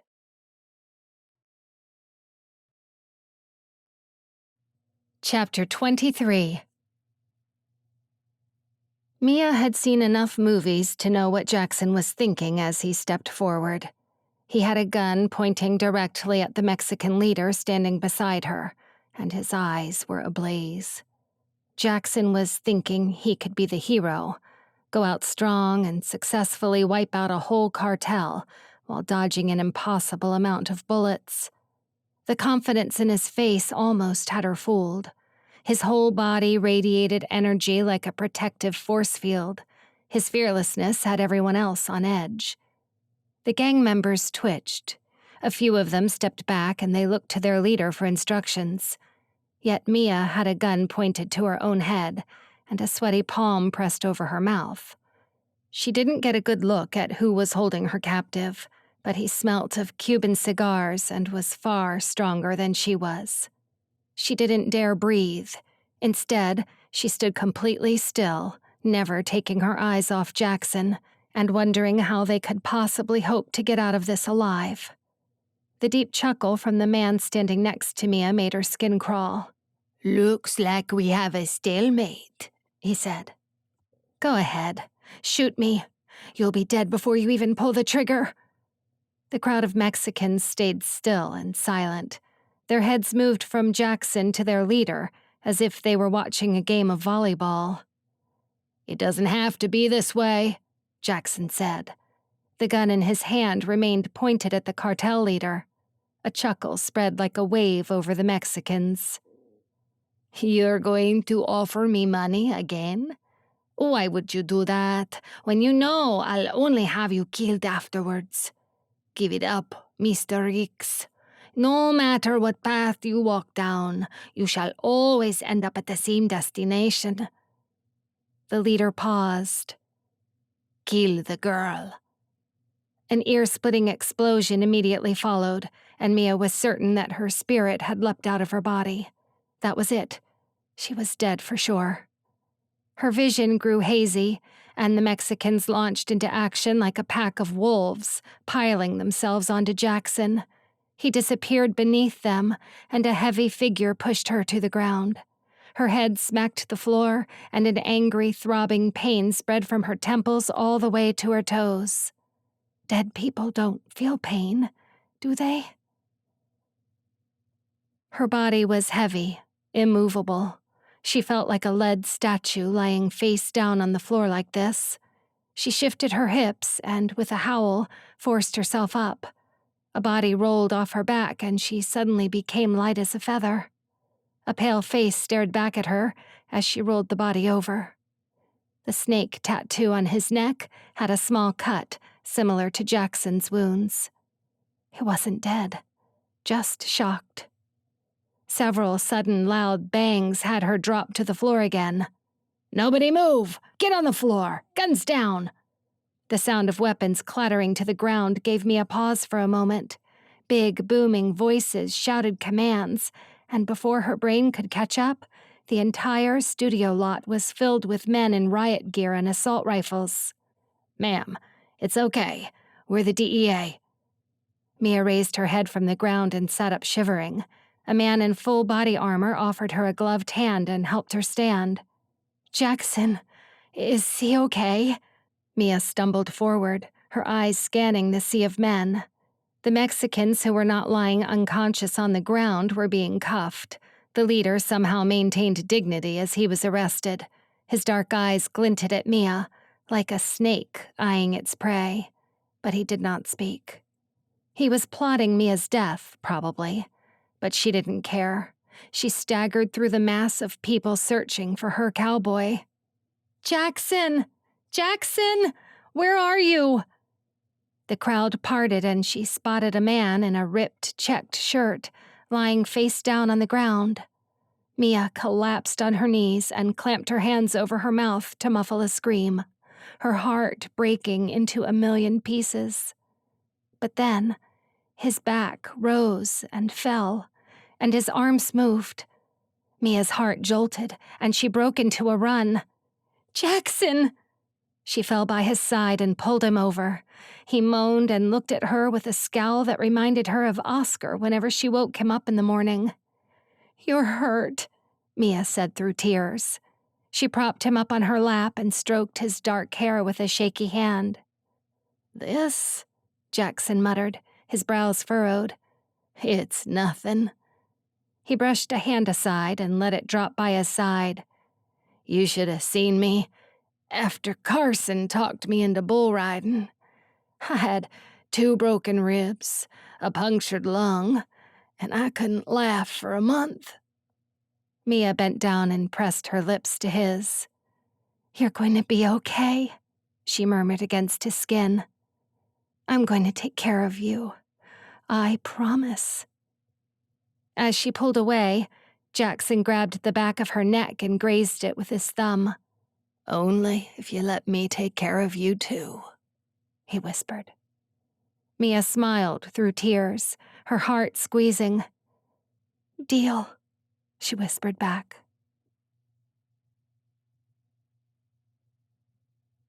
Chapter 24. Jackson decided he was very lucky. He had walked away from 2 fights with a cartel with only superficial injuries. The DEA had been building a case against the gang for years. Jackson and Mia's testimonies were enough to press charges. Word had it that several of the gang members were willing to take a deal and testify against the rest of the cartel, too. David let Jackson take a penthouse suite in one of the Marks hotels, and Emily insisted that Mia stay with them to recover. 3 days later, Jackson was waiting in an elevator with a bouquet of roses in his hands. Emily and David had invited him over for dinner, and it was the first time he had an opportunity to see Mia since they were at the DEA office. He had a bubble of nerves sitting in his chest, and it took all of his focus to not hyperventilate. What if he clammed up again? In a life-or-death situation with pure adrenaline, he was unstoppable. He could fight bad guys, kiss the girl, and share all of his feelings. But now, he was back down to earth, with sore muscles and a broken finger. Could he face Mia again and keep cool? The doors opened, and a woman flung herself into his arms, winding him. He coughed. "You're squishing the flowers. You're squishing me," he said weakly. The woman stepped back, and Jackson took in her hazel eyes. She was wearing the same red dress from their first meeting at the pizzeria, and her bright lipstick stood out a mile. She had so much makeup on, she looked like a painted doll with her sleek hair pulled back into a high bun. But her eyes were the same, and they twinkled at him. "Well, doesn't she look gorgeous, Jackson?" Emily marched into view.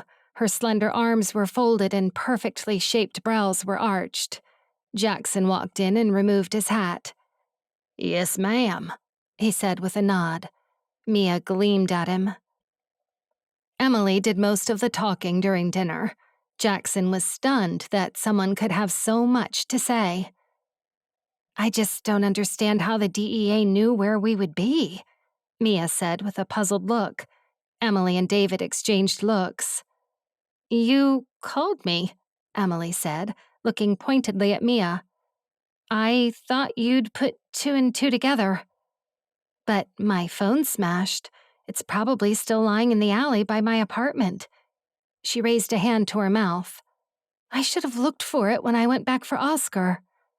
Mia touched Jackson's hand and leaned to his ear. It's lucky. I was in such a hurry to get to you. I left him in the hall, so my neighbor took him in. Can you imagine if something happened and he was stuck in my apartment? Jackson forced a smile. He didn't want to imagine what might have happened to her. The two of them stared at each other in silence when the sound of retching ruined the moment. Emily dabbed at her mouth with a napkin and took a sip of her drink. Sorry, she said. She took David's hand and touched her collarbone. I know I've been a bit emotional lately. You mean this isn't normal? Jackson blurted, looking at David. His ears turned red as he grinned. Emily shot a glare at Jackson before she continued. It's a little early, but we're all family here. I mean, after everything we've been through, I like to think we're bonded for life, Emily said. Mia gave her a wry smile, and David could not help raising his brows. After everything they'd been through? As if the whole situation had been highly stressful for Emily in her penthouse suite. After that night in the alley, you don't think we would have just let you go roaming around without any security, do you? Emily asked, looking from Mia to Jackson with surprise. We started tracking your phones. When you called me, I heard the men taking you and put the pieces together. Jackson's phone signal disappeared not far from the old studios. Remember the abandoned one they keep saying will be made into a mall? She looked at David. As if he had been keeping up with the news. He shrugged back, prompting her to roll her eyes. You tracked our phones? Mia asked, incredulous. Emily raised a hand. Don't say it like that. Listen, you're not the first friend of mine to be kidnapped. I wasn't taking any chances. Emily glanced at David again. He took her hand. Is it normal for women to be kidnapped in Los Angeles? Jackson asked. He was suddenly not sure he was keen on this city. It happened in New York, and she's fine now. We got her back, Emily said, waving a hand. Then her face paled and she gagged into her napkin for a few moments. Mia and Jackson glanced at each other, uncomfortable. You called the DEA? Mia asked her. Emily's eyes welled up and she fanned herself with her hand. Of course I did, she said. Jackson's stomach did somersaults as Mia rose to her feet. Emily, you saved us. She walked to Emily and gingerly hugged her, prompting Emily to burst into tears. I'm sorry, she said, blowing her nose. Trails of mascara ran down her cheeks. Jackson looked from Emily to David, who made a heavy sigh. Darling, I think it best that we tell them, he said. Jackson frowned. More revelations? What now? Emily dabbed her face and sniffed, then gave a nod to David. This time she didn't speak. David cleared his throat and raised his glass. We're pregnant. It took a few moments for the penny to drop. Then Mia gasped and looked at Emily in awe. Jackson congratulated them, raising his glass too. Okay, it suddenly all makes sense. I can't believe I didn't pick up on it before, Mia said, tapping her forehead. They enjoyed the rest of their dinner, sharing stories about family and growing up. Shortly after dessert, Emily excused herself to have a lie down, and David started washing the dishes.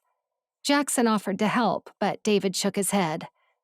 You know, there's a balcony, he said, pointing to the glass doors by the fireplace.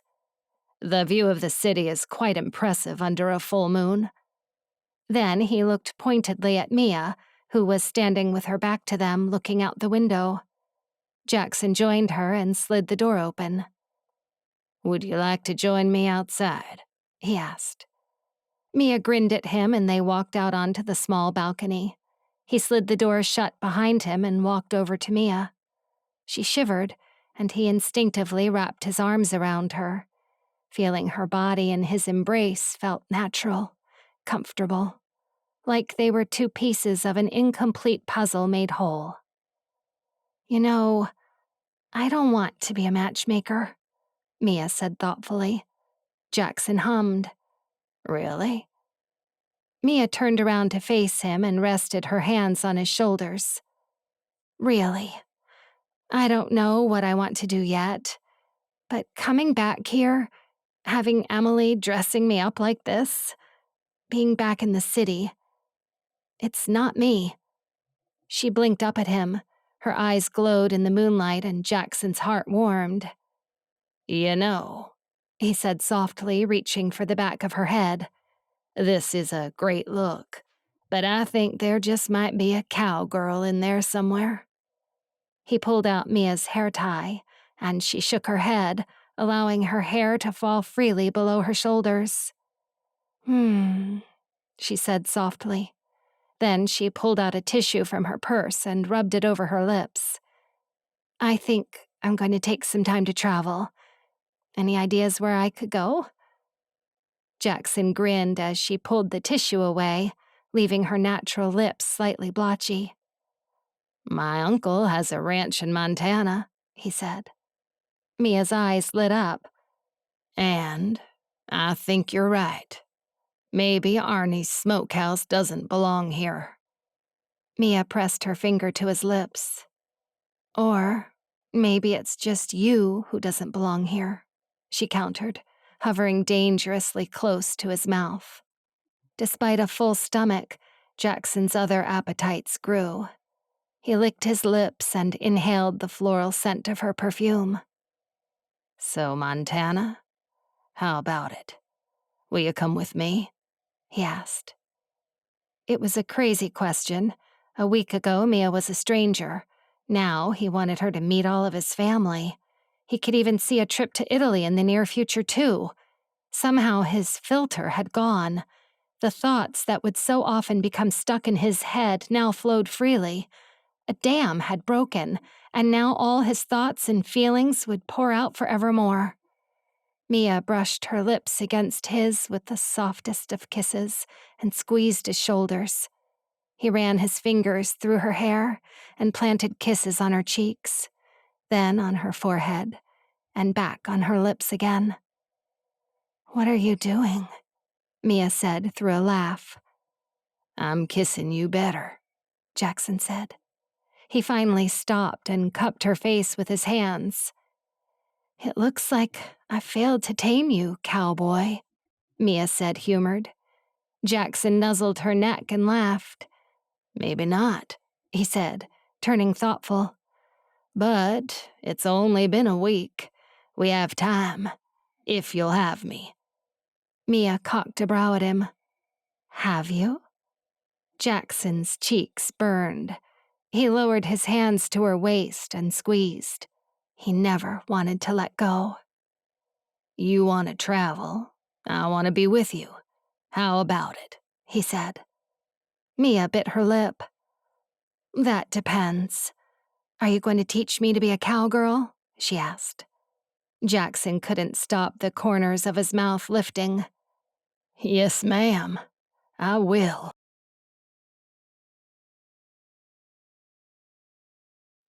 This has been Rescued by a Billionaire by Laura Burton. Billionaires in the City, Book 4. Narrated by Connie Shabshab.